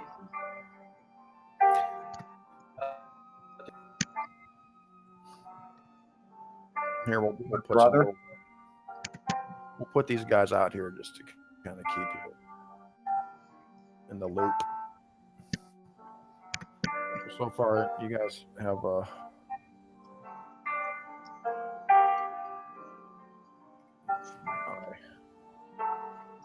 Tom, I've got music coming through your mic. Yes.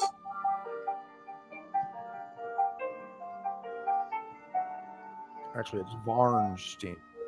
Spelled it wrong. Varn. The music coming through your mic is hideous, Tom. Is that music from mine? I'm afraid it's like so. piano music or something. What the hell is that? Sorry. Okay, let's stop It's now. gone now. Yeah. I don't know what the I hell just have hit. some light. I think I just have some light background music going in the game here. All right, that was crazy. I don't know what I hit. That was weird. Yeah, it sounded like Bach or something. It did. So yeah, I mean, you find Grant Winwood's address in Beverly Hills.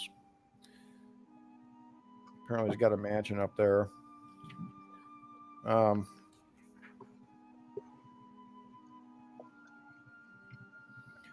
assuming he'd probably do a little investigation into the desert itself, or just the general area.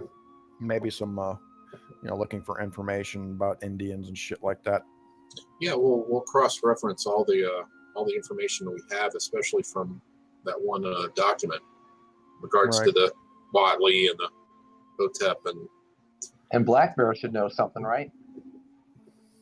Put it all together. Not really. He was he was just a child, when he lived here. Let me bring up this sheet. I hate to be playing them, but everybody give me some library use checks, please.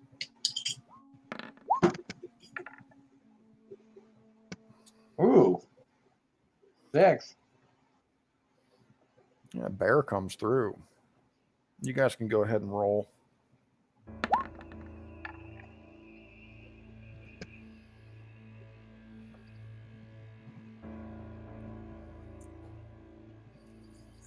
Ne pas Jean-Sois. Jean-Luc, not very good with the English library. Oh, nice, Tom. I make awesome. Yeah. Nailed it, man. Rolled a 5. Hell yeah. Go ahead and check library use there, Blackwood. I got a 70% too. Woo. Yeah, man, you are a library whiz. I don't even go into the card catalog with the Dewey Decimal System. I just walk down the shelves and find it. Yeah. First of all, the San Bernardino County Land Office has papers showing that Devil's Canyon is being rented to Atlas Films by a rancher named Dennis Smith. Mr.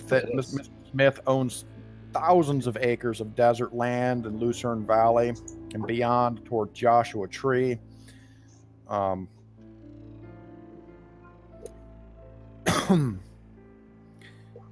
Bear finds when you guys visit the library, the public library, Bear finds an old journal that looks like it's been transcribed into typeset. It's pretty old, probably about 50 years old. It's a journal by a Father Josepha, a Spanish missionary, and in it he mentions the Hotep tribe in passing. And Father Josepha describes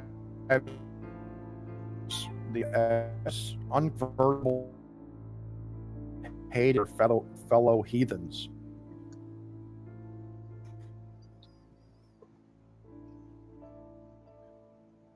Blackwood, looking through some newspapers, you find something pretty interesting. It's a story in the Los Angeles Globe Republican, June 7th, 1899. The story reports that 4 men were killed in Devil's Canyon by a mountain lion, and a lion hunt ensued, but was abandoned after 2 dogs disappeared and a man was killed in a rock slide.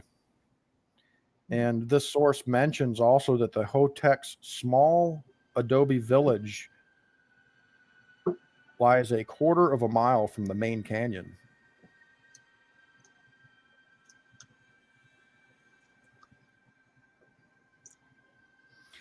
You guys are at the UCLA library, by the way, the university library.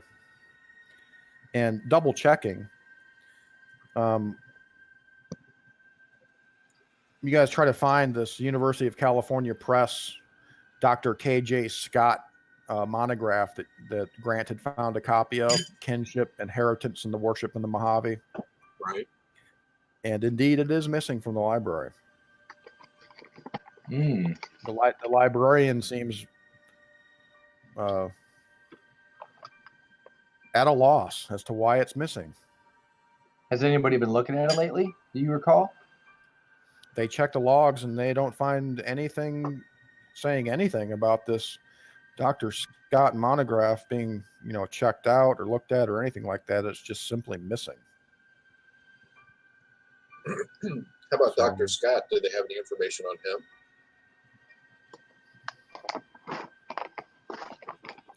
Apparently, he was a professor of anthropology and history at UCLA, and the latter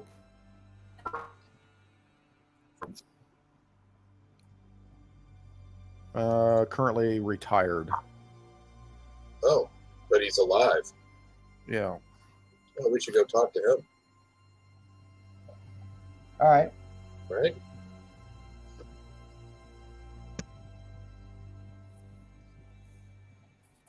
Found where he lives?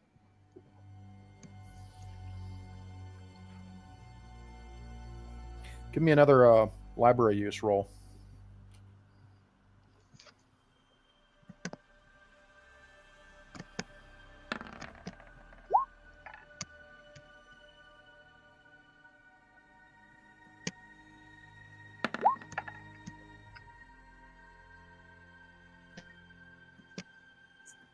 Nice, Tom. There you go. Sweet. Dr. Scott has an address in Montana. Montana. Ugh. Yeah, I know. Okay. Yeah. Write it down. We noted. Who else would have access to the library to remove this book? I asked the guy. Well, the university. Also, it does have, public sections of the library that people are allowed, look at, which is where the monograph would have been. But they don't have any record of anybody checking it out or anything. So somebody could have just walked in, grabbed it, and walked out. No, it's possible. And they have, things in place to help prevent that sort of thing. But apparently that is exactly what happened. Yeah. Silver Twilight got it. Right? That's a pretty good deduction, but I mean, of course, if they did, they would know what you guys know, specifically having to do with the chant, perhaps. This is the monograph that, just to be clear,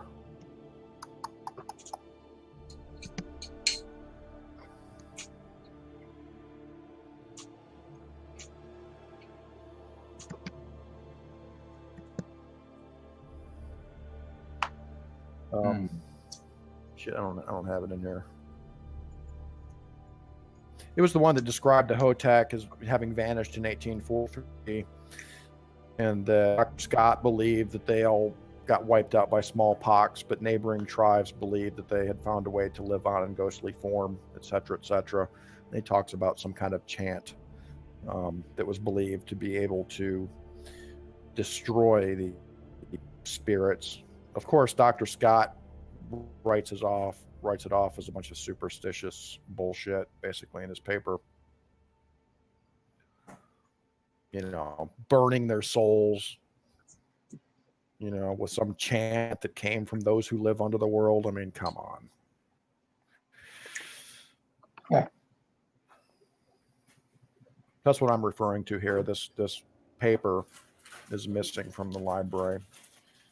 So it could be deduced that the Silver Twilight, or perhaps Edgar Casey. He was known to be here at least as of a few weeks ago. I consider him part of the Silver Twilight. One and the same to me. Yeah.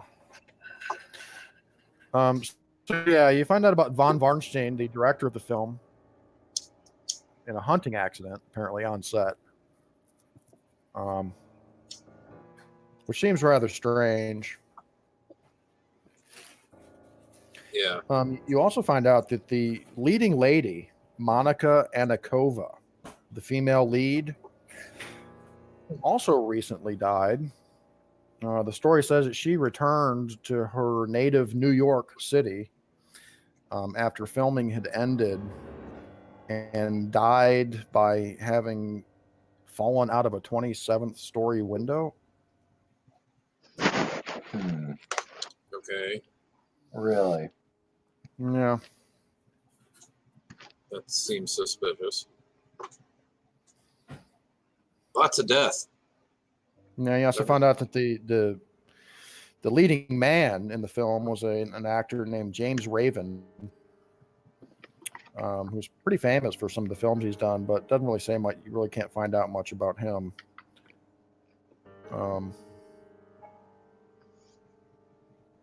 At least from the stories in the newspaper.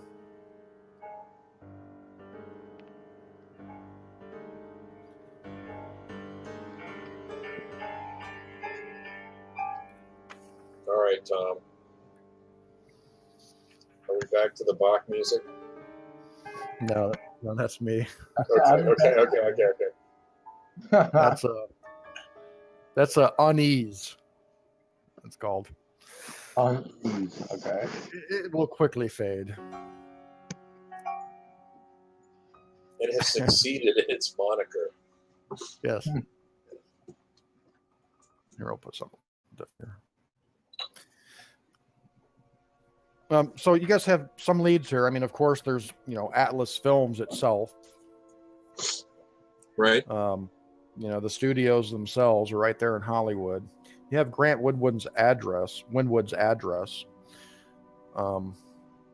Here we'll put James Raven here too. I guess we could just approach him as investigators, right?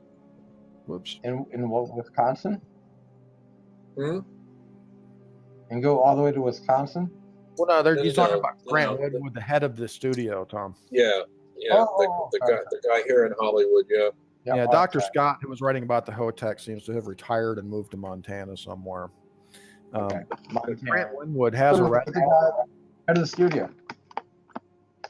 Yeah, we can tell him we're investigating the Devil's Canyon area.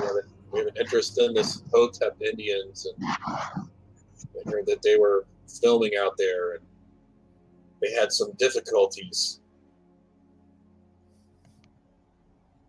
All right, so you guys along those lines, yeah. All right.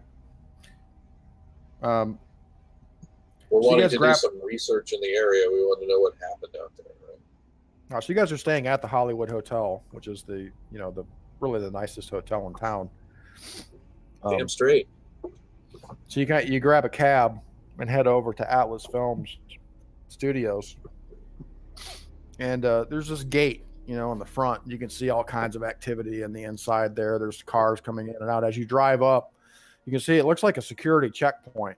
There's like two guys at this little, security building, and they're checking people as they're going in. It looks like people are showing papers or passes or something as they're entering.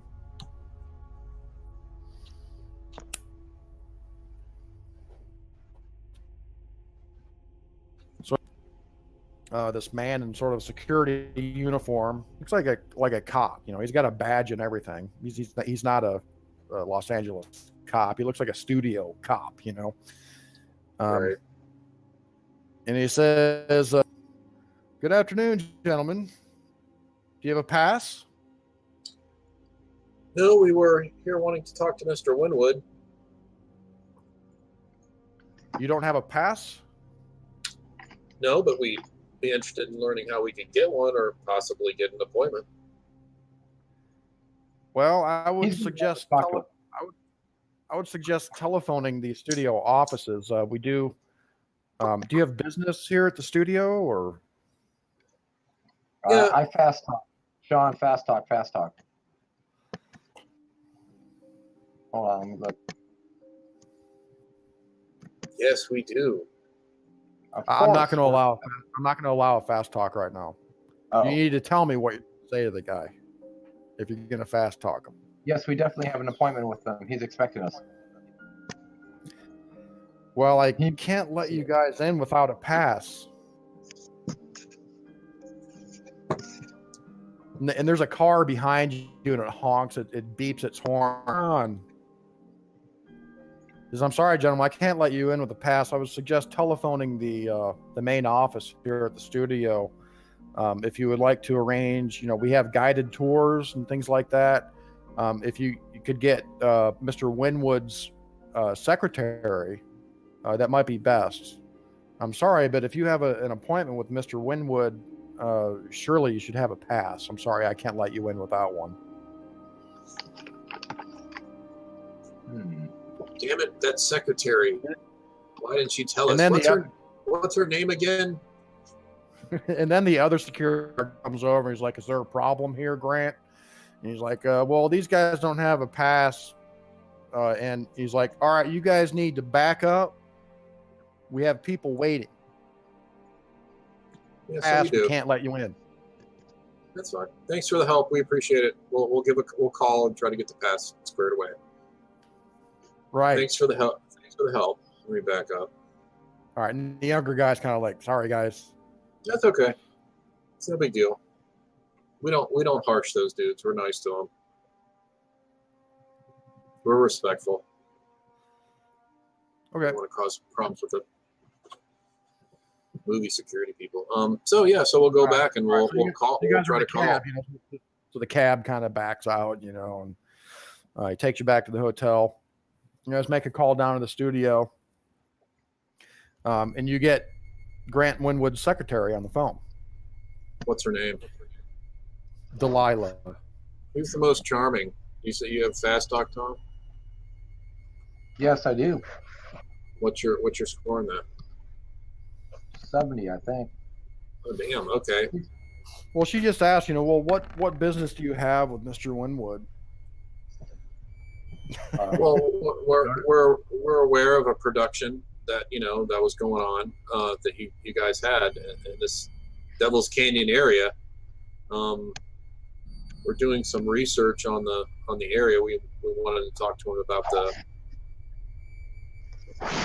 location. Yeah. Can I use one luck point to make my roll? Hold on. We don't need fast talk. She says, please hold. And you hear a click on the line. And then almost right away, you hear another click. It says, this is Grant Winwood. Man. Yeah. So we identify ourselves, or identify myself. I help you, Mr. He totally like slaughters your name. Butchers my name. Yeah. It is okay. That is okay. It's okay. So we're doing some research on this area where you had this film production. We wanted to see if we couldn't talk to you about, what you experienced and what the area was like, and any information you might have. Honestly, are you with the press? He says. No, we're not with the press. We're actually doing some investigation in some of the history of the area, some of the Indian tribes and folklore and various archaeological interests. He says, well, we're doing more work for an encyclopedia. He says, thank God, Mr. de Montmercy. I have been getting calls day in, day out from the press. Really? No, I'm not the press. We're not the press. So help me write an encyclopedia. We have a big a matter of fact, if you want us to, we won't. We're not going to share any information you provide us with anyone else. This is strictly for our own academic interests. He says, very good. He says, could you meet me at my residence this evening at about 7 o'clock? Yes, certainly. Should I bring a bottle of wine? If it pleases you. Absolutely. He says, and he gives you his address. All right. So I'll pick up a decent bottle of French Chateau Neuf de Pop. Something good. Okay. Nothing too outlandish, but nice bottle. Okay. 7 o'clock rolls around. We'll take the cab over there. We'll dress in our splendid, our best, I guess, right? Sure. Oh, of course. It is the 1920s. People tend to kind of dress, like that all the time. When you guys arrive at his Beverly Hills estate, there's a front gate with an attendant, and he lets you guys in. As the cab's going, should we tell you what we have on us? Yeah, that's fine. So I got the backpack, aka the Cthulhu kit. Can we rent a car? You could, yeah. Yeah. What's the Cthulhu kit would probably require a rental. Yeah. The cabbie may look at you funny, Yeah, Did I know what's in the Cthulhu kit? Yeah, ammo, guns, explosive, acid. Yeah, rope, hook. Yeah. All that kind of stuff. I'm glad we can find it. Okay, good. Yeah, I'll keep a pair of gloves on me and a lockpick set, and then my pistol and 4 magazines. All right. Unfortunately, Bear has come down with a cold or something. He's not feeling well. So, for all intents and purposes, we're going to say that Bear is staying back at the hotel. Okay, he's sick. Okay. Not poison sick, Tom. He's just regular. So the cab, goes up the drive to this large, like Spanish-style mansion. And you're greeted at the door by a rather large, burly-looking guy with like flawless hair. It's kind of slicked back. Hans. There's kind of a little picture of him here just to give you an idea. He's also dressed in a nice suit when he comes to the door. And he greets you, with a pleasant handshake. And he's got kind of a loud sort of, voice. He's very large, kind of loud, beefy man, let's say. So we introduce ourselves, Yeah, he greets you and he invites you in. And he shows you into a very large book-filled office. And when I say book-filled, I mean there's a huge collection of books in at least a dozen bookshelves lining the walls in here. Oh, well, we're impressed. Many of the books, just upon a little closer inspection as you guys are looking around, seem to do with magic and the paranormal. Oh, Really?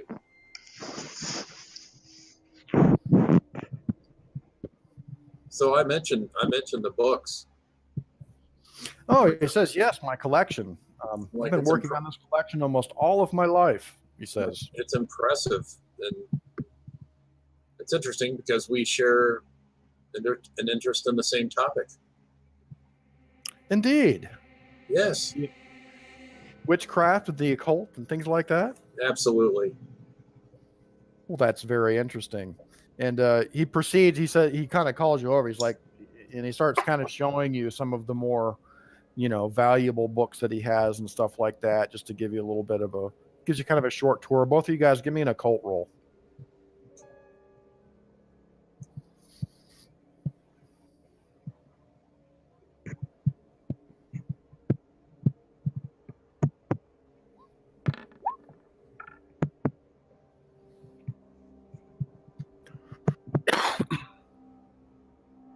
I know Blackwood's probably got a decent occult, doesn't he?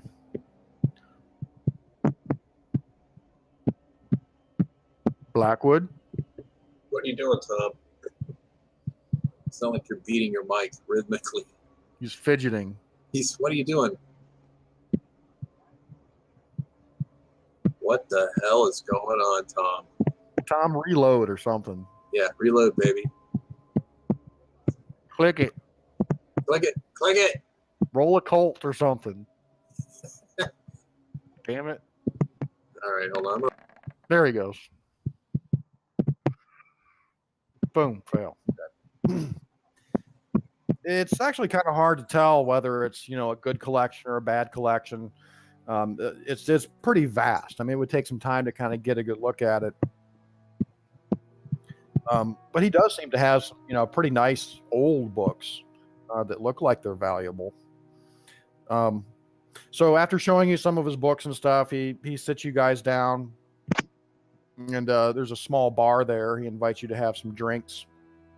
So I'll open the bottle of wine. All right. Yeah, here, let's drink this.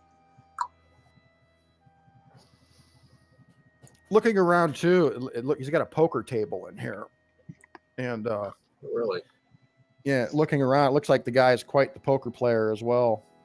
There's some pictures on the wall and stuff of like him, playing poker and stuff like that. The guy's probably a card shark. At least you get that sense.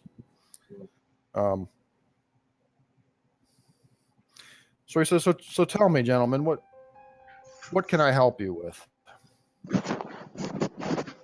He says, why are you interested in this film? Well, really, we're interested in the area that the film occurred because we have some historical information we found. We do a lot of research on different types of interesting folklore and supernatural occurrences, and we found this text about the Hotep Indians and how they were basically a scorned tribe because of their beliefs. And there's been various incidents in this area as far as people being killed and various just strange occurrences. So, well, he says, I'm not surprised at all. This seems like a very timely visit from you two. He says, as you probably know, the filming of Prince of Babylon was cut short, and we never finished the film. He says, personally, I believe that it's because of some sort of malign presence that infests Devil's Canyon. He says, my good friend von Varnstein, may God rest his soul, he says, and many other members of the film company left because of something, some manifestation, some mysterious circumstance. And he says, for the last several weeks, I've been trying to comprehend and understand what happened. But alas, my good friend von Varnstein killed himself. Killed himself, really? Says, yes, he actually committed suicide. He says, I think it was reported as a hunting accident, wasn't it? He says, yes. For the sake of his legacy and his reputation, many folks in this town had great respect for Mr. von Varnstein, you see. Oh yeah, he was a great director. And many of us felt that was the hunting accident story was the best way to preserve his legacy. Yeah, that's totally appropriate. He says, this presence in the canyon, with my occult studies and my knowledge on such subjects, believe this mysterious presence manifests itself as sort of an intangible but powerful aura of doom and foreboding. It says many of the people who worked on the film and on the set felt this as they were filming. He says, of course, there were no physical manifestations that occurred, though some equipment was destroyed under fairly mysterious circumstances. Says there are only a few surviving members of the production that I maintain contact with. James Raven, the star of the film, and the head cameraman, Pierre Baptiste. Unfortunately, the leading lady, Monica Anakova, died in New York.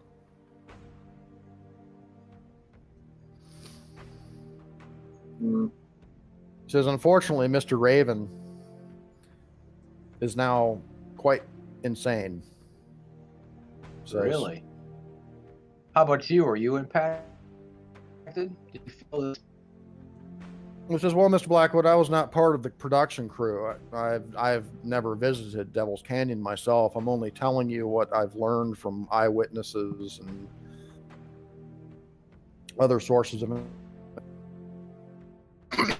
As I said, did your crew or friends ever notice any interlopers or anybody around asking about what was going on? Did they see anybody there that wasn't supposed to be there? Anything like that? Not that I know of. Just unfortunately, before I was able to, speak with von Varnstein, on the matter and get more details, unfortunately, he killed himself. And James Raven has gone quite mad. He lives now off of a pension given to him by the studio. We decided to take sort of a sympathetic approach to Mr. Raven. He can still be found sometimes, wandering around the production offices at the studio. But he does strange things, like he talks to invisible friends. He lunges at them with his foil. He was once a champion fencer, you see. Oh. But he's gone quite mad, and I feel pretty sorry for him. He says the head cameraman, Mr. Baptiste, he lives here in Hollywood, and he works as a freelance photographer. Says perhaps he may have some information. He avoids speaking with me, unfortunately. Oh, we write his name down. Yeah, that's definitely a good lead. And he goes on to kind of give you a little bit of a history of the film. He says, von Varnstein handpicked his cast. He began filming in 1923. And everything was sort of under his traditional veil of secrecy. He built an elaborate Babylonian set costing about $500,000, which is a great expense to the studio.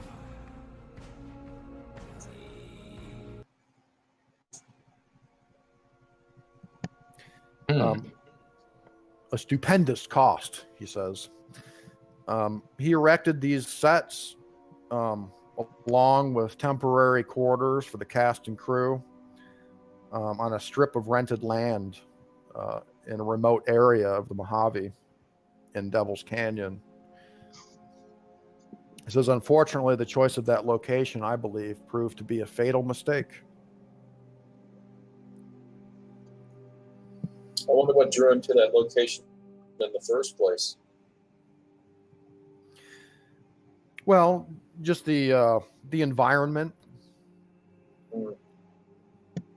Von Varnstein felt that it would provide the most, realistic and ambient, the quality of ambiance for the film. Right. It was an epic film about, a war in ancient Babylon. So he thought that, the best location would be in the Mojave Desert. Gotcha. A war between who and who? Because, well, I can give you a copy of the script if you like. Oh, that'd be great. Did you guys, is the set still set up there? Has it been taken down? Did you guys disturb any or find any, old remains of anything?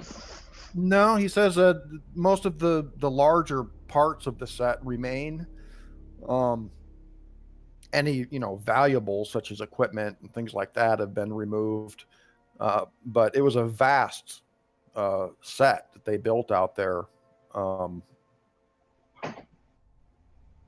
We're going to have to check that out, Lee.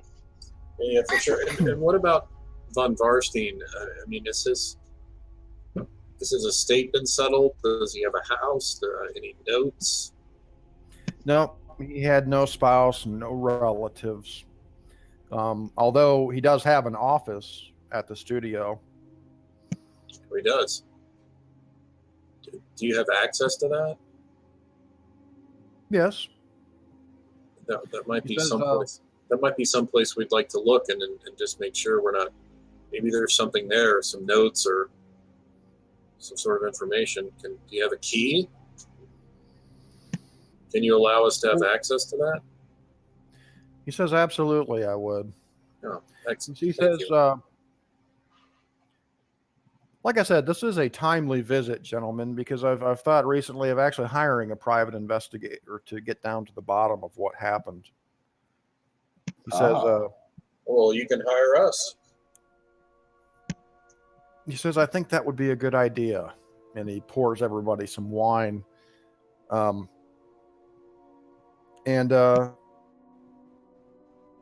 He says, if you're willing to do this for me, of course, I would be willing to compensate you. He says, while you're staying here in Hollywood, I would be willing to let you live at my expense, of course.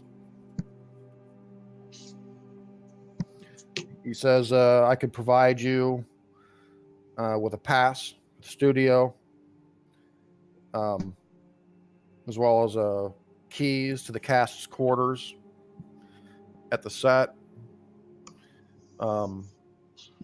Says also I can give you keys to von Varnstein's studio office. Yeah, well, that sounds excellent. Yeah, we'd be happy to investigate and take the compensation as well. He says, indeed, if you do wish to investigate the set itself, I have a couple of good men that I could lend to you. A couple of stagehands who know the way there and know their way around. Bob Jenkins and Bill Price. Are they trustworthy? Oh, yes, they're good men. I could also provide a couple of vehicles, as well as any other supplies or equipment you may need. Excellent. Our choice is clearly we have to visit all these people and these offices, and then at the very end we head out to the scene. Well, he says, I suggest that you guys, spend a few days here in Hollywood. Visit the studio, see if you can find out anything, talk to some people. And then if you want to, go look at the set, where everything actually happened, it's a day trip to get out there. It's a good, 4 or 5 hour drive. As I said, I could supply you with vehicles and stagehand Bob and stagehand Bill. I could send along with you to help out with that. And maybe spend, a couple or a few days out there looking around to see if you can find anything. He says, all of this under one condition, of course, gentlemen, that I don't want any information leaking out to the press. No, we don't have any interest in sharing anything with the press. If I find out that anything has been leaked to the press, any dealings with me will be broken. Because it's very important that none any information that you find out be leaked to the press. That's my one condition. Understood. We can do that. You can trust us.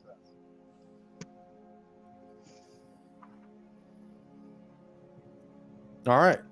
So we all drink to that. And there's some handshaking and smiling and winking.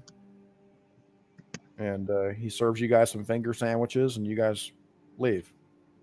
Before we leave, I mentioned to him, I say, it might be worth keeping an eye out, and having someone watch your back, right? Because if some crazy stuff happened out at this movie set, and now we're investigating this, just be aware of your surroundings, right? We always want to be cautious. We always want to be cautious. We don't know. That advice is well taken. Do you think that there may be some foul play involved? Well, who knows? I mean, it is awfully suspicious. A lot of coincidences. Yeah, a lot of coincidence. So just sometimes where there's smoke, there's fire. I just just keep your eyes out. Don't trust people, and if you see anything odd, make sure you let us know. I'm sure, being an important person like yourself, you probably have. I see you probably have a bodyguard or some security.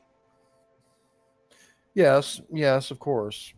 Just make sure they're paying attention to what the hell's going on around. Well, thank you for your concern, Mr. De Montmercy. Yeah, but of course.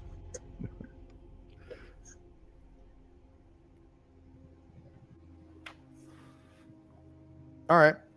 So you guys got a couple of leads from Mr. Winwood. He actually also the keys to the dude's offices. Yeah, that's huge. He gives you guys $800. Oh, wonderful! We split that between the two of us. And the car? Does he give us the cars? Yeah, in like in 1920s, that's like $10,000, dude. Yeah. Or something like that. So he gives you this wad of cash, and he seems, pretty genuinely, concerned about this. Like he really wants you guys to find out what happened. Okay. And before you leave, his skin doesn't look like parchment, does it? No, it doesn't look like he's been resurrected. No.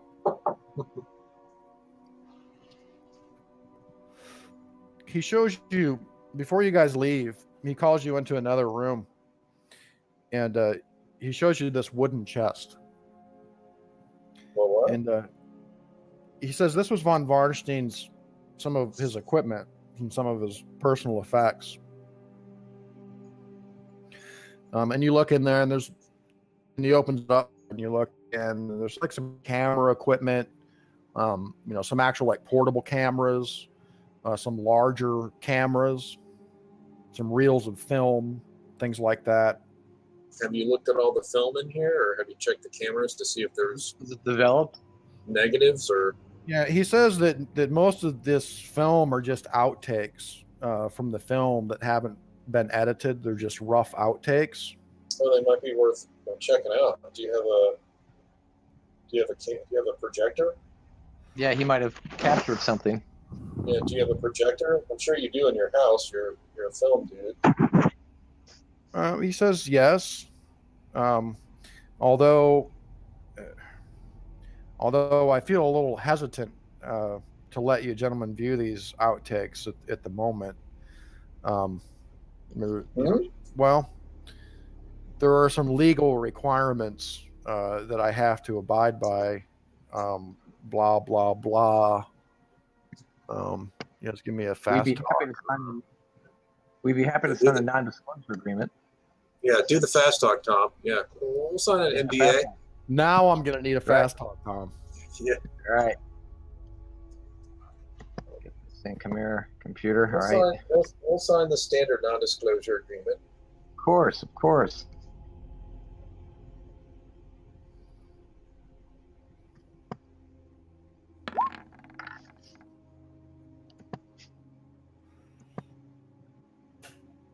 60. You Would I missed. make You it? missed. You got an 86. All right,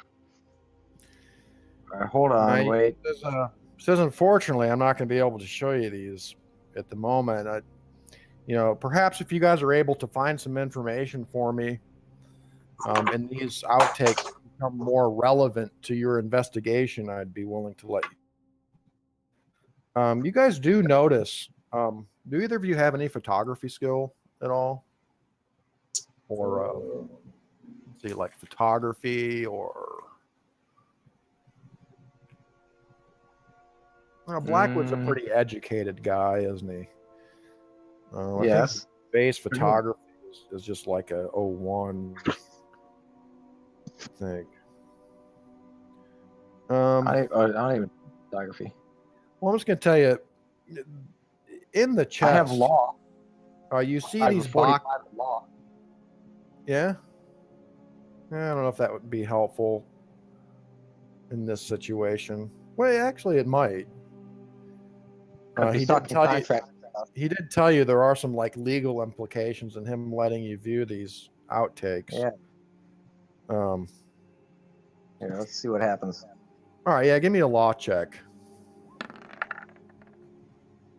All right, I'm pretty good with the law. Oh, there's no concern here.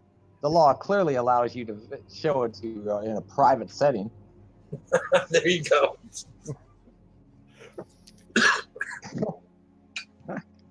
Blah blah blah blah blah blah blah. State statute 2.5.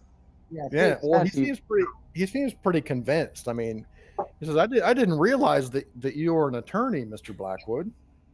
Oh, of course, I'm a man of many talents. Well, that's very interesting. I did not know that. So, let me get my projector. Excellent. Oh, and bring some popcorn and beer while you're at it.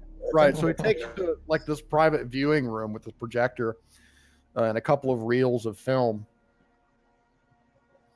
And so he tells you, he says, so this film, Prince of Babylon, it's sort of a desert action romance melodrama, sort of in the style of like Beau Jest or The Four Feathers. And you guys know these films. You're like, oh, okay, yeah. He says these outtakes, they run about 30 minutes. And I just want to warn you that, most of the outtakes in here are just mostly like retakes of the same scenes. Sometimes dozens of them in a row. So it's not very interesting viewing. So he starts the film, and some of it's kind of repetitive, and you can see it's filmed in a desert, and they have these huge, like, there's this huge, like, citadel, with these huge stone blocks and these columns and shit. And some of the snippets are just like alternate versions of scenes. And he says some of these scenes are just hopeless, that we decided, in an early stage that we were not going to use. He said the finished product was going to be about 4 hours long. And much of the film, of course, was never shot at all. So as you guys watch it, you're watching, and nothing like visibly extraordinary or anything. I'll give you an idea of kind of what you see. The first scene, one of the first scene, huh? Can I spot hidden? I'm like looking in the background. I'm like listening to what they're saying. Okay. I'm looking in the foreground and background for like things like shadows, things that move, like subliminal. First of all, there's no sound, and there's no dubbing. There's no overdubbing or anything like that. There's no sound. They're completely silent. It's raw film. They never got to a point where they added any sound or any kind of anything like that.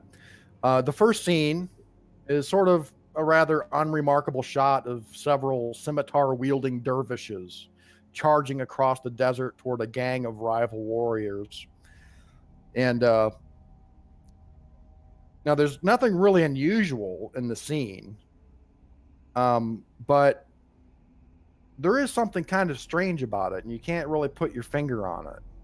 as you're watching it, and the scene repeats, you know, and it's slightly different the second time, and then it repeats again, and it's a little different the third time. And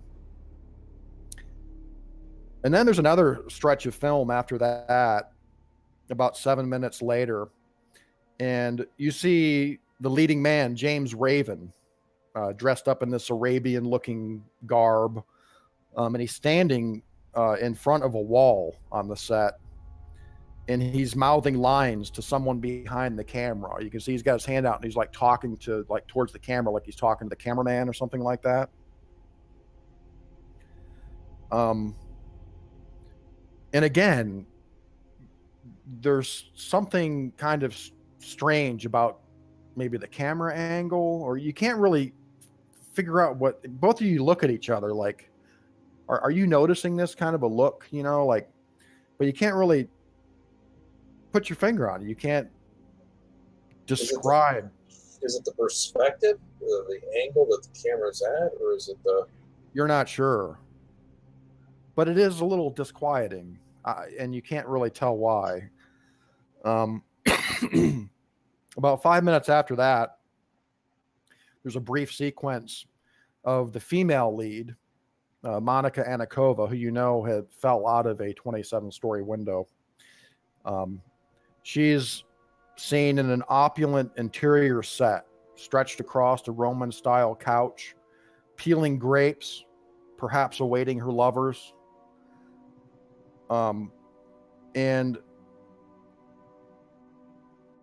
there are like takes, you know, you see like the guy come out with a little clapper, you know, and there's a take, and she's like peeling her grapes and stuff like this. And then it kind of blacks out, and then it goes again, and they redo the scene. It's like several times in a row they're filming this scene one after another, right? These are just outtakes. Give me a psychology roll.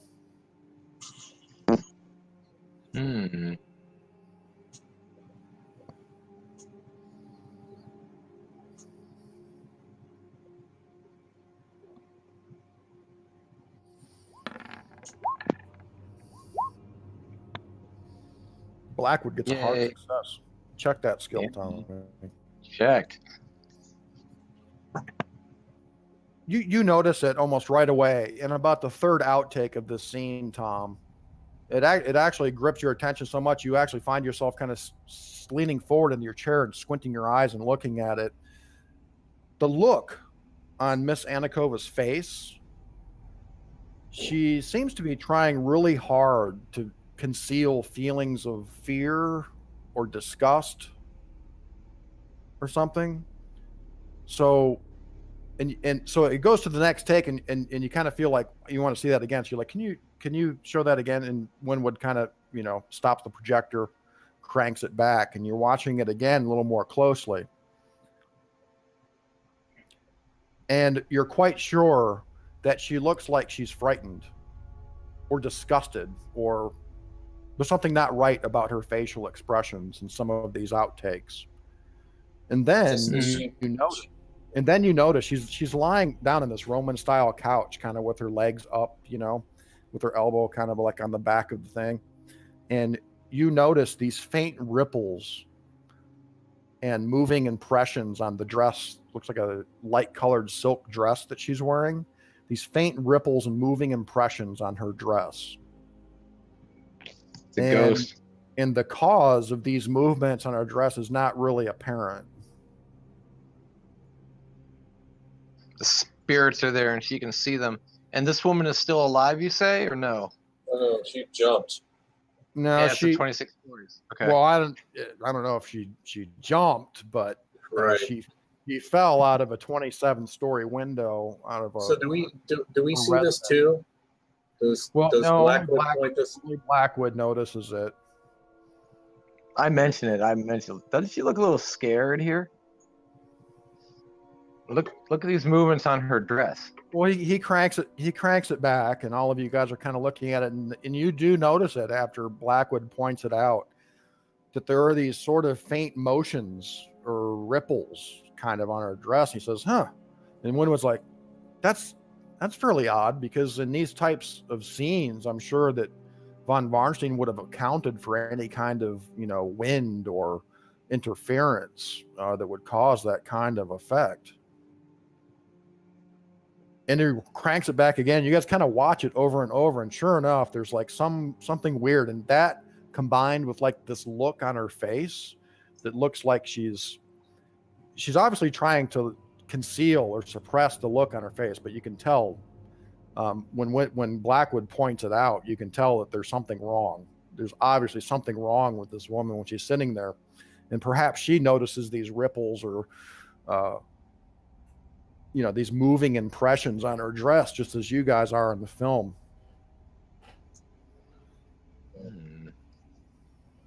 Very odd. Okay. Gentlemen, I'm going to have to pass out here in a minute. Anything else on these movies? I say that's not right. Exactly. We note it. I mean, we'll keep watching if there's anything else later on in the film, or if we pretty much tap the film. Okay. Because of your law role too, I mean, he says he'd be willing, to loan these outtake reels to you if you'd like to take them with you and keep them. Oh, that'd be excellent. Thank you.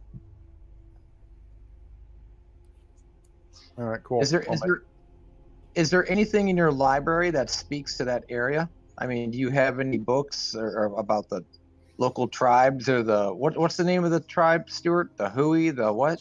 Hotep. The Hotep. Yep. The Hotep, Hotep yeah. With a K, yeah, Hotep. Yeah. I mentioned that. He says, no, that's not something I'm familiar with. Okay. All right, so we'll end the session here. But to sum up, you guys did get some clues. So you've got Pierre Baptiste, the head cameraman, who apparently lives here in Hollywood. You have his address, okay? Yep. James Raven, who apparently has gone insane. He lurks about Atlas Studios somewhere. You found that journal by Father Josepha, who described the Hotep as blasphemous, unconvertible savages hated even by their fellow heathens. And then the story that Blackwood found in the Los Angeles Globe Republican from 1899 about 4 men being killed in Devil's Canyon by a mountain lion. And then there was a lion hunt that was abandoned because 2 dogs disappeared and a man was killed in a rock slide. And the story mentions that the Hotep small adobe village is a 1/4 mile from the main canyon. Then, of course, you've got the outtakes reel and no press. No press, and then the keys also to Von Varstein's office in the studio. Yep, Studio and the buildings on the set as well. Yep, exactly. I think that's the last place we go. Yeah, for sure, man. We'll do all our investigatory here in the city that we can before we head out there. All right, good. I say we go see the cameraman, see if he can talk about the ripples on this dress. Yeah, presumably he's the one who filmed it. Interesting. Yeah, that was good, man. That's some good gaming right there. Cool. Yep, I like it. All right, gentlemen, I got to pass nobody out. died. And nobody died. And we get nowhere to go next. So we got clues. All right, guys, we'll see you next time. Hopefully, right, Kyle can join us.